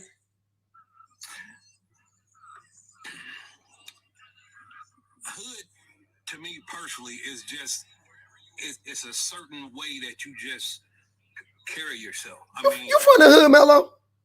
Of course. Of course. Of course. If I wasn't Pub, I'd be like, hey, Pub. If I wasn't, I'd be like, nope, I'm like Carlton. Hey, I'm like Carlton from Fresh Prince. I ain't from the hood. But nah, I'm from the hood, bro. How you not? How you from the hood talking like this about hood shit then? Like, you don't know what you saying ain't hood shit. This to me, as a certified project baby, this nigga do not act like nobody from the, not to me personally, but different hoods, don't get me wrong. I ain't saying every hood universal. I'm just saying, to me, this nigga not a hood dude. To me, when I heard him talk, he don't sound like a hood dude. He don't I don't get it. I don't know what you're talking about. That's just me personally, though. Wasn't he like an athlete? Wasn't they like all like him and Quavo? Them niggas like standout athletes and shit. I seen this nigga. Very much suburban. Yeah, they super suburban. Yeah, he a dancer. I seen him hit a backflip. I was like, oh yeah, this nigga was like a dancer. He was like, wasn't he like a kid? Like the nigga was like in some kid shit, some kid movies or dance offs or something. He was in a Whitney Houston video. Oh man, get about it. Yep, 2 parents, still married to this day. I know what high school they went to. Very suburban area, very suburban neighborhood. That's why I fucking hate rap sometimes. I do. I hate the culture sometimes. I hate that y'all let these niggas. Yeah, I don't like that shit. I remember my little brother when he was in high school thought he was gonna be a rapper. And so he wrote a rap, and I remember him trying to perform it for my parents, and they both was like, "Nigga, why you lying?" Why y'all gotta lie to rap, man? Funniest shit ever. My mom was like, "You ain't got to go out here lying on me." Hell no. Well, that's what Michael Irvin said about his son. He was like, I'm listening. He's like, some of the stuff he says, I was just listening. I'm like, son, what are you talking about? You grew up in a gated community. That boy's rapping my life. I said, God damn it. He just blew up that man's whole rap career, man. I don't think he could beat up Mike Irvin, but you got to beat that nigga up. T.I. son, too. Hey, you know who looked like T.I. son? I seen it the other day. I seen T.I. son pop up on my feed. I don't know why. That nigga Benny looked like T.I. son. Them niggas look like. He doing like a muppet.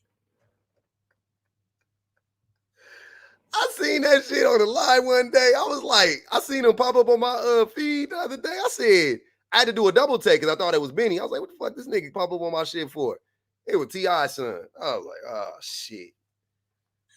Wait, Shan, they said, what you mean by, they said 2-parent household. Hood people don't have 2 parents? Question. Not really. That is not what I think. Hey, I'm going to say it, shit. I ain't about to sit here and play with y'all. Not really. Say something. Tell me I'm lying. Tell me I'm anti-black, nigga. Shut the fuck up. Not really. 2-parent household? Not really. Not really. Mello, you came from a 2-parent household? The reason why, hold on, man. I didn't say none of them do. But of course it's connected to money. You don't think money is okay? If you got two incomes, more than likely you ain't gonna be in the hood. That's what I think. Use your noodle. 2-parent household, 2 people contributing. You probably, lower, you know what I'm saying? Upper poor. You be upper poor, worst case scenario. Come on now. Let's be for real. Hey, Mello, you had 2 parents or no? You a project baby? Okay, I ain't answering nothing you got to say. Hold on, man. Answer that question, though. That's a good question. You had 2 parents? I did not have 2 parents. Hell, I really didn't have 1 parent. Oh, okay. I raised myself. It seemed like it. That makes sense. That checks out. I keep telling you, I was a latchkey kid. That checks out. But you need to square up with your daddy. Oh, I did. Okay, that's good. Fatherly fades as well. Hey, we accept all fatherly fades on this side. That's it. Fatherly fade Fridays is a new thing. I'm with that. I don't care how old that nigga is. Whoop his ass. like if you feel, I'm saying if you want to, whoop his ass. That's all I'm saying. I ain't saying you got to do it. I'm just saying if you want a fatherly fade, go. You know what I'm saying? Go beat that nigga up, man. You owe him one. Sorry, I couldn't defend myself because I was doing something. But no, I was just giving context to who Offset was and how he grew up in general. Like I said, in the suburbs, like I know what high school he went to, 2-parent household, whatever. I was giving a full picture. I wasn't saying that just because he had a 2-parent household, he can't be from the hood. That's not what I mean. No, you could be from the hood, 2-parent household, but more than likely you ain't gonna have a 2-parent household. Brianna said he has a gambling problem. Tawana said he literally dresses like a mariachi and certified drag queen, but he's quote unquote hood, laughing my ass off. Not too much in the mariachis. Whatchamacallit dressed like a mariachi too. He from the hood. YG. Mixtress said, hey pub. Hold on.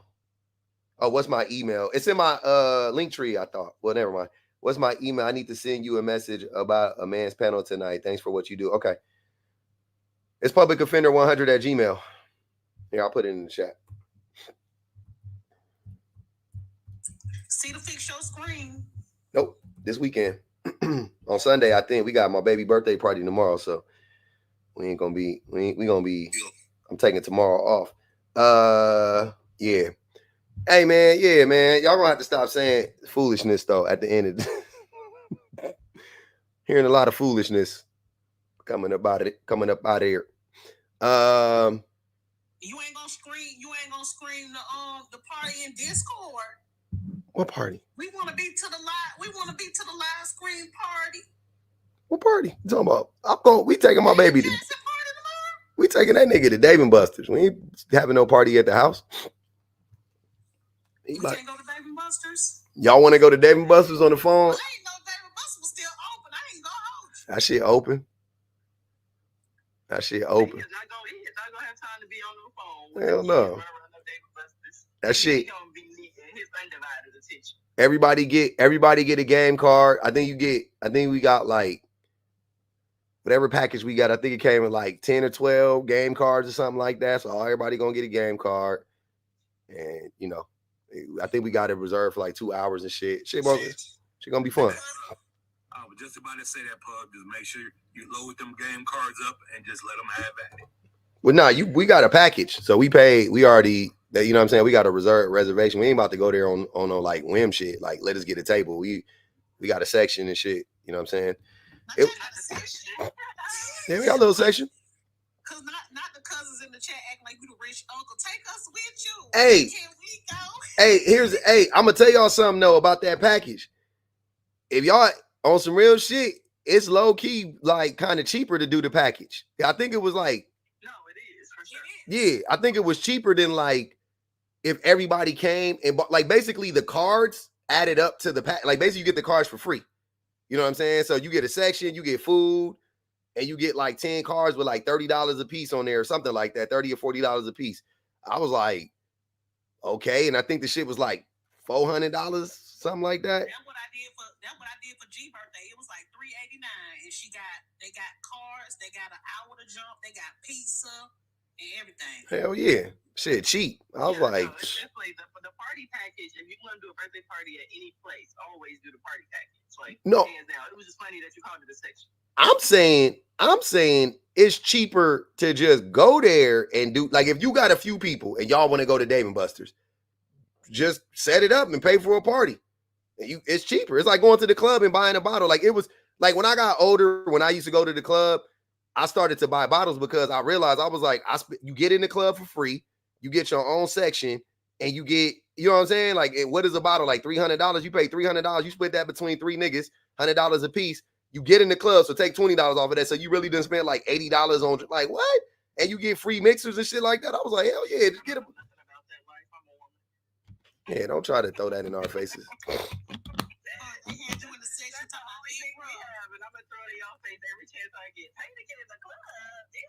Yeah, we had to pay. We had to pay sometimes. That's a male problem. Right, so they had you in that section like, big bro, you gonna get another bottle? Yeah, this my big bro. You want to take a picture with me with the 2 fingers up? Like, you know what I don't like? That all of the pretty privileges. I'm all the pretty privilege coming out in the comments. Everybody talking about pay to get in. Yeah, nigga. Some of us had to pay. Shit. My worth is not wrapped up in my beauty.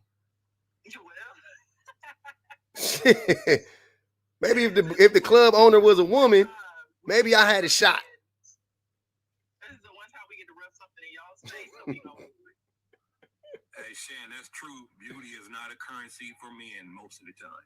I used to love walking past y'all in the line. Like, oh, I didn't wait in no lines. That's what I'm saying. I wasn't a line nigga. So either I was getting in, like I knew niggas and I would get in, or I would pay for a bottle. Because I was like, ain't no fucking way I'm about to stand out in the fucking line for an hour to get in and nigga doing a little clicker and shit. Like, nah. Like, it's cold out here. Y'all be safe though. I'm gonna be inside. I ain't doing that shit. I knew, especially when I was doing music, nigga. I was in the motherfucker MCing the parties. I'll be in, hey, we having a good night today. I drink a drink. Tip your bartender. I was on that type of shit. But when I wasn't doing that, I was there in a regular, like as a party goer. Nah, nigga, you go. I'm paying for a bottle. I did fuck up though. We did get some bottles one time. I ain't gonna tell y'all that story. Y'all don't need to know that. Shan got it. I'm glad. See, I'm glad you was up here because look, I'm glad you saved me. You are learning. Look at that. I ain't gonna share that story with y'all. I'll share that story with y'all on the Discord, but not on here. Y'all, I don't. That's a Discord story. But yeah, man. Hey, Mello said that beauty is not a currency for men. Absolutely, it is, sir. Absolutely, it is. I don't know what you're talking about.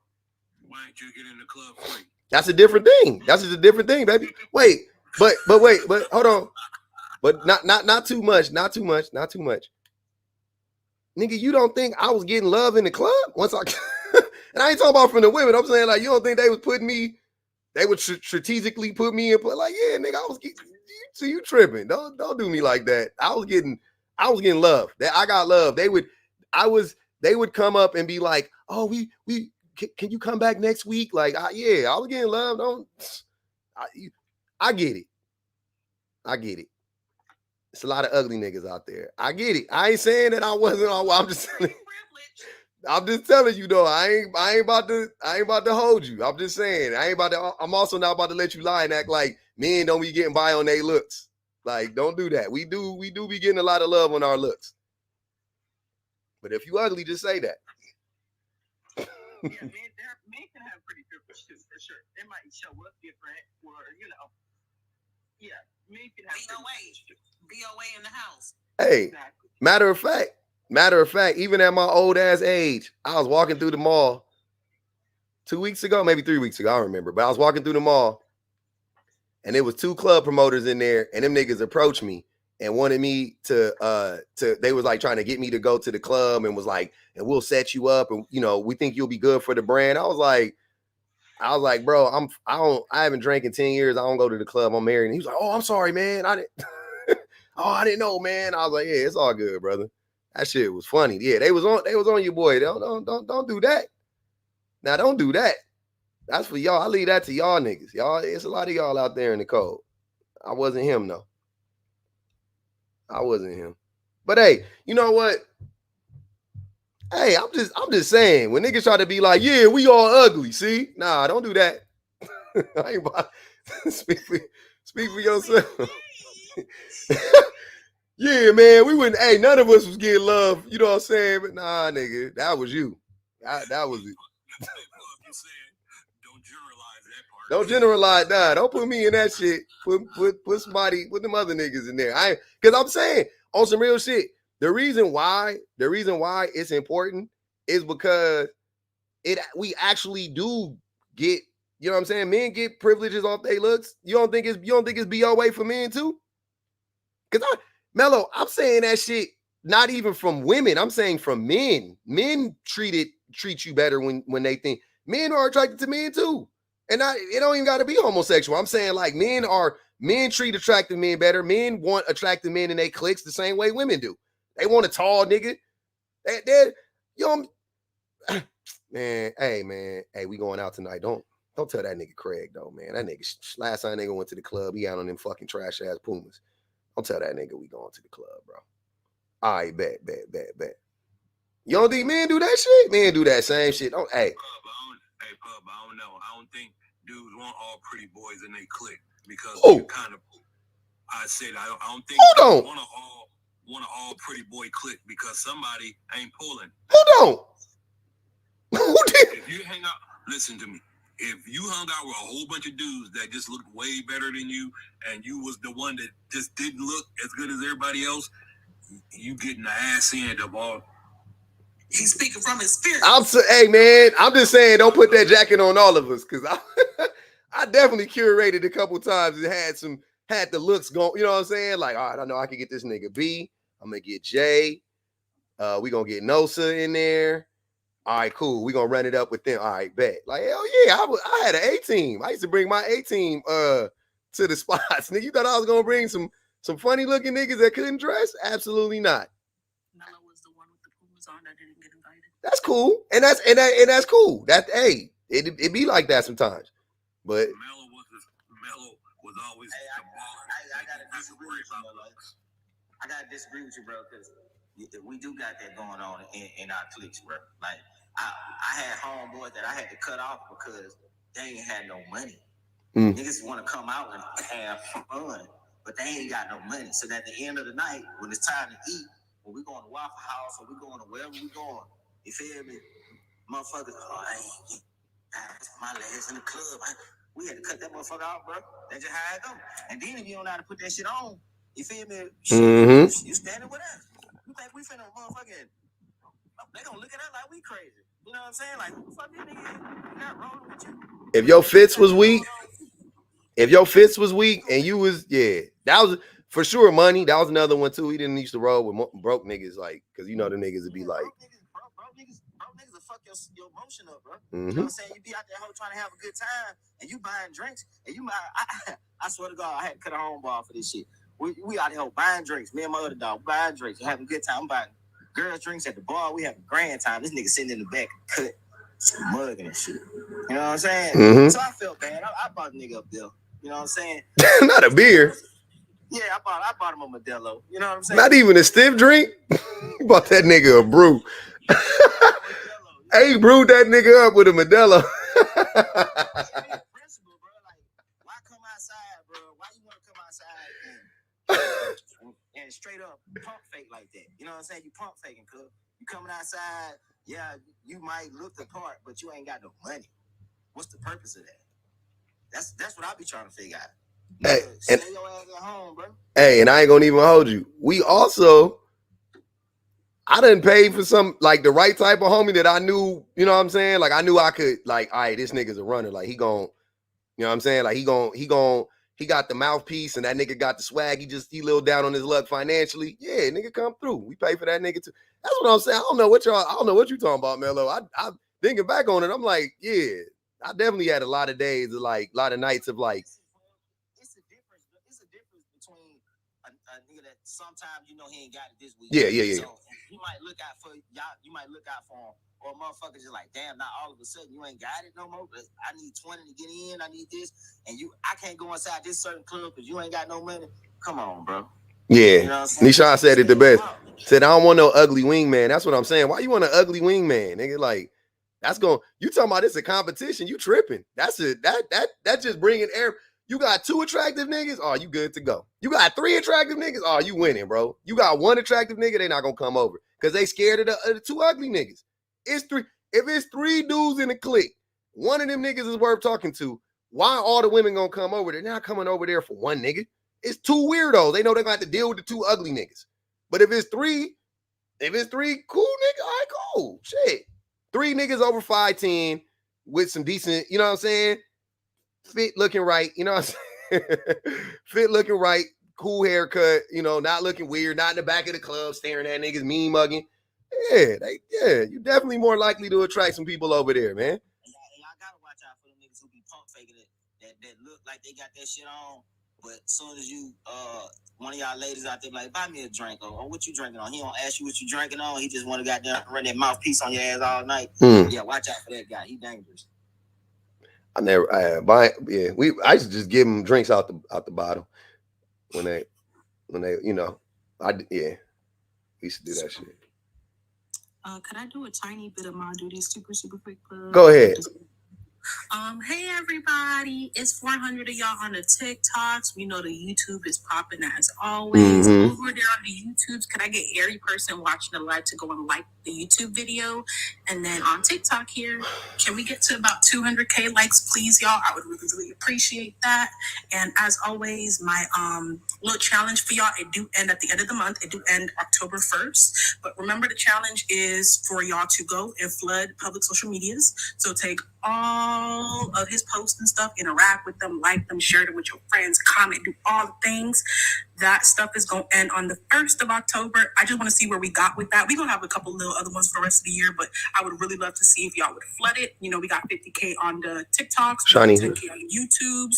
We are celebrating. So to celebrate, let's just try to, you know, help Pub and just interact and get his content out there as supporters. That's my only goal for y'all. And then try to get the likes up for this live, 200K as the goal. And then as always, just do what y'all do. We love y'all. Comments, stay ruthless because it's not safe down there. And then thank you to all the new and old subs as always, and all the old and new supporters. We really, as a group, trust me, y'all, we appreciate you. We do. So you didn't. Hold on. Niggas know you want to fuck with public based on the trash. Shut the hell up, Kay. Hey, hold on. Who is Melinda? Bring Melinda up. I don't know where Melinda is. Tell Melinda to come up. What's Melinda? I don't know who. But that's what I wanted to say. I'll let you run the panel. But yeah, y'all get to 200K likes and then just keep doing y'all things. I really appreciate y'all. Thanks, Lux. To Nigel said, I got you, Mixtress. To Nigel said, I know that's right, per.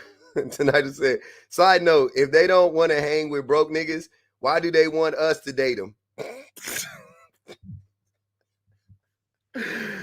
Oh man, I think we got like 15 or something yesterday. I don't know who Melinda is, but Melinda, jump up on the live. I don't know who you are. That was pretty funny too. I'm trying to find Melinda in here. Where's Melinda at? Oh, Empowers. What the fuck? Go ahead. I don't know why we keep doing that. My name. Okay, your whole fool. They gotta say Empower. Like what? Don't say her full name. Don't do that. I don't know why they do that. Please stop doing that. Hey, ghetto. Thank you. I just wanted to say something. It was from a while back, but it's about the prompt. Mm-hmm. I just wanted to. I don't know if it's in the misogyny patriarchy handbook, but there seems to be an unwritten rule that men can be redeemed, but women can't. Mm. And I kind of saw that theme throughout this whole conversation, talking about Cardi's past, talking about Cassie, find a way, it seems, to redeem who they've done it to, how many times they've done it. I'm going to take a guess that it's got some connection to religion as well because of the redemption, you know, the whole Christ story, blah, blah, blah. But we still shitting on Eve because she fucked it up for everybody. So I just what did Eve do? In those connections. She ate the apple. It's her fault. Oh, I thought you were talking about the rapper. See, I'm like, what did Eve do, man? I seen Eve the other day. I was like, damn, Eve look good. She look better than ever. I was like, damn, Eve. I stand her. She's goals, but yeah, no, the one in the Bible. All right. So, I don't know, like all of that is intertwined in there, but I just noticed that there can be just several reasons to redeem and make excuses and see the good in the man, but not the woman. Never the woman. Yeah, they but Drea said your wholeness can be deleted. So but even old girl did it with her about her daddy. You see how she said he turned his life around, but at the same time, she said her mama stayed. That's when I requested, because I was like, man, she just did it in real time. He turned his life around and what? Okay. that's weird. Well, y'all clocking that. On it. All right, Em. Yeah. All right, my alarm just went off. That shit told me to get ready. I gotta go get my baby. We gotta be on time today. I gotta do some things. But appreciate y'all, man. Nonetheless, thanks for coming up. Yes, sir. I tell you what, we just talked about Bodak Yellow. What I didn't know was that it went 11 times platinum. Diamond. No, it went platinum. It went 11 times platinum, which equals diamond. Yeah, 10 times is diamond. Right. But then I didn't know that, even though I really didn't care for the song, Super Bass went 12 times. And it actually broke Bodak Yellow's record. Yeah, Super Bass was tight too. Yeah, you talking about Nicki? Yep. Yeah, that's a tight ass song. Wow. But anyway, thanks, bro. All right, man. Easy, man. Yep. Have fun at Dave and Buster's. I gotta go. I gotta eat, and I gotta go get my baby. When am I do balloon pop? I was supposed to do it last night, but I fell asleep, man. I ain't took a nap in the middle of the day and so damn long. I messed around and fell asleep for like 30 minutes and woke back up, and I couldn't. My brain was just like, nah, bro, go on and sit your ass down. Sunday. I don't know if I could do it on Sunday. I can't do it today either. I don't know. I'll do it though. I'll do it next week early then. We'll run it on Monday or something at the worst. But yeah, man. Appreciate y'all. Shout outs to appreciate all the new subs and the old subs. Everybody in the super chat. Alyssa, Brianna, PR to Nigel, Marsha, Mia, Dan Star, Bonji Baby, Nia, Sash Brownlee, Mixtress, Tawana. Appreciate y'all for real, man. Everybody that hit the cash out, everybody gifting. Appreciate y'all. JP, no, I'm finna leave. She must got something to say. Oh, okay. Yeah, man. It was a fun life. We had good times. Good times. Why should I care? You're just a random on the internet. Who are you talking to, extremist? Are you okay? You want to talk to me, man? Who are we talking about?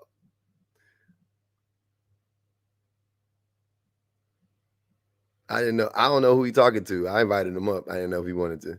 I got 5 minutes, but you make sure you get the attention you need, man. You all right, man? You good? Bro, whoever this Sheena Angel person is, bro, get a job, bro. Holy. What'd she do?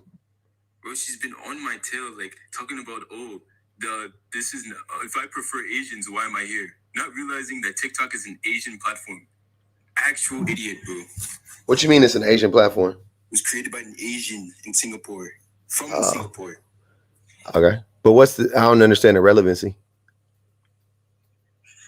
because she was making a claim that since my preference is for Asians, why am I in a black, predominantly black space? Wait, you prefer Asian women? Yes. That's weird. How's that weird? I always think it's weird when people have. I think it's one thing you could like who you like. Of course, I ain't judging people for that, but I always think it's weird when you prefer somebody of another race. You don't think that's weird? I mean, like to be open to people from another race, fine. Prefer it's like saying you prefer light-skinned women is weird to me. But to be open to dating all women, you know what I mean? Like, that's fine. Like, I'm good with that. I think that's fair. I think that's the right approach. But to be like, I prefer somebody of another race, like, what? Why? Because typically their culture is more aligned to mine. Asian culture? How many cultures are there in Asia? No, the women will, to be exact, right, would be alongside women from Korea. Okay, so you like Korean women? Yes. Okay, so say you like Korean women. Okay, I think that's. And I don't. And it's still Asian, bro. I know, sir. Hold on. Not all Asian cultures are a monolith, right? I'm aware. Okay, so when you say Asian, there's a bunch of different Asians. That's what I'm saying. So if you're talking about the culture, you like Korean culture, and specifically, I'm guessing you like South Korean culture specifically. So that's not a race thing, right? When you say Asian, that's not a race thing. It's because Asian is a race too, as well as a culture, or it could be, I guess, but it's a race thing for sure. So when we hear that, I hear Asian women like you like the way they look better and da da da da. But you're saying you like the culture better, okay? Because so you prefer you just like the culture of Asian women. So if you met a white Korean woman, you would be fine. If you met if you met a black Korean woman, you would be fine. You just like the culture of Korea. Yes. Okay, cool. Say that. All right, cool. No problem. Yeah, I'm just helping you understand. Like that's why people would respond the way that they responded. Now, do I believe that that's what it really is? I don't know, but if you say you like it, cool. Yeah, I got you. What do you like about Korean culture? Their food, especially bulgogi. I don't know if anyone knows what that is. I know bulgogi. Yeah, it's very delicious. Their food, especially their shows. Like I really like their animation and their books. They're called manhwas. Mm-hmm. I don't know if I'm saying it properly, but they're called manhwas. But what does that have to do with the women? But that's part of their culture. I said that like their culture. I know. I'm saying, but what does that have to do with the women though? Why would you prefer the women from that culture? Like it just sounds like you like the culture. What is you know what I mean? Like what does that have to do with the? Because I'm part Korean. Oh, you're Korean. Yes. Okay, that's what you got to say. This type of stuff, bro. You got to lead with this type of stuff, bro. I don't like putting my personal out there. Like I mean, it's more personal to say you prefer Asian women. Hold on, but wait, extremists. Hold on, extremists. You saying you like Asian women is more personal than you saying I'm part Asian. You know what I'm saying? Like one of those is innocuous as fuck. The other one could be highly offensive. See what I'm saying? So I'm not understanding. But you're part Asian. What are you? Are you half Asian? Is your mom Asian? Your dad Asian? Or South Korean? My mom is South Korean. Your mom is South Korean. Okay. That's fair. Hey man, that's fair. That's fair. I don't care. That's fair. That's fair. Do you speak Korean? I unfortunately do not. Damn, that's fucked up. Why your mama do that? Yeah, I don't know, man. It'd be nice to speak it, but I don't know. Do you speak any other language? No, I just only speak English. I mean, I've been living with my dad. My dad is black and he thinks Samoan, black and Samoan. You think Samoan? I don't really know much about him. He keeps like his past, like his history and his family, like to a secret. But I believe black and Samoan. Where your mama live at? She's in California currently. Oh. Okay, and you're in Canada? No, I'm not in Canada, bro. Oh, I thought you were in Canada. No, I don't know why people keep saying I'm in Canada. Bro. Well, you say Crody, so. it's just, I don't know. It's just something I picked up. I mean, that's Canadian dialect. Where are you from then? Where you staying at? I told you guys that I'm from Maryland. How you got that accent? I don't know. Like, if you can bring somebody from Maryland, I'll tell you all about Maryland, bro. Like, they can verify. But you sound like you. That's why I think you Canadian, because you sound like. I mean, you can pick up accents from like other things, like even not from being from there. You can pick it up from music, watching like certain shows, or being around certain people. I don't know. Shoes. See, you sound very much like you got a little twinge of Cali in there, but you're not, obviously. And that's what make me, because I think that's the Canadian. I don't know, man. It's a lot going on, man. It's a lot going on. Say 2. 2. I don't know if you from Maryland, man. I don't hear enough EW in there on that 2. That 2 needs to be elongated a little bit. No Diddy. That's not the whole. Baltimore is not like the entire Maryland though. The other parts of. Anyways, I'm gonna head out. My dog is crying. I'm going to go walk him. I'm going to go. Okay. I'm not even making fun of you. I'm just trying to hear. The accent just is giving something. I hear some notes of some things in there. Yeah. Thank you, guys, man. Black rolled off his tongue very hard R. Tonight just said that Black rolled off his tongue with a hard R. Some of y'all do be saying black like quite, I don't know. It's a little weird. I thought African. I thought Canadian. I thought because he said Crody. What do you? Don't know. I just picked that up. From where? Where you pick up Crody from?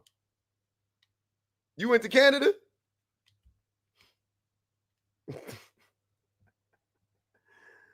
Oh man. They say that boy lying like a rug.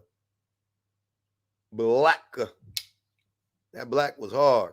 I don't like when y'all emphasize on that BL like that. It don't take all of that. It's just black. You just say it quick. You don't even finish the CK on the end. You don't even do all that. It's black. We black. You see what I'm saying? Y'all getting black. Black. You black. I don't like that shit. I don't like it. I'm uncomfortable.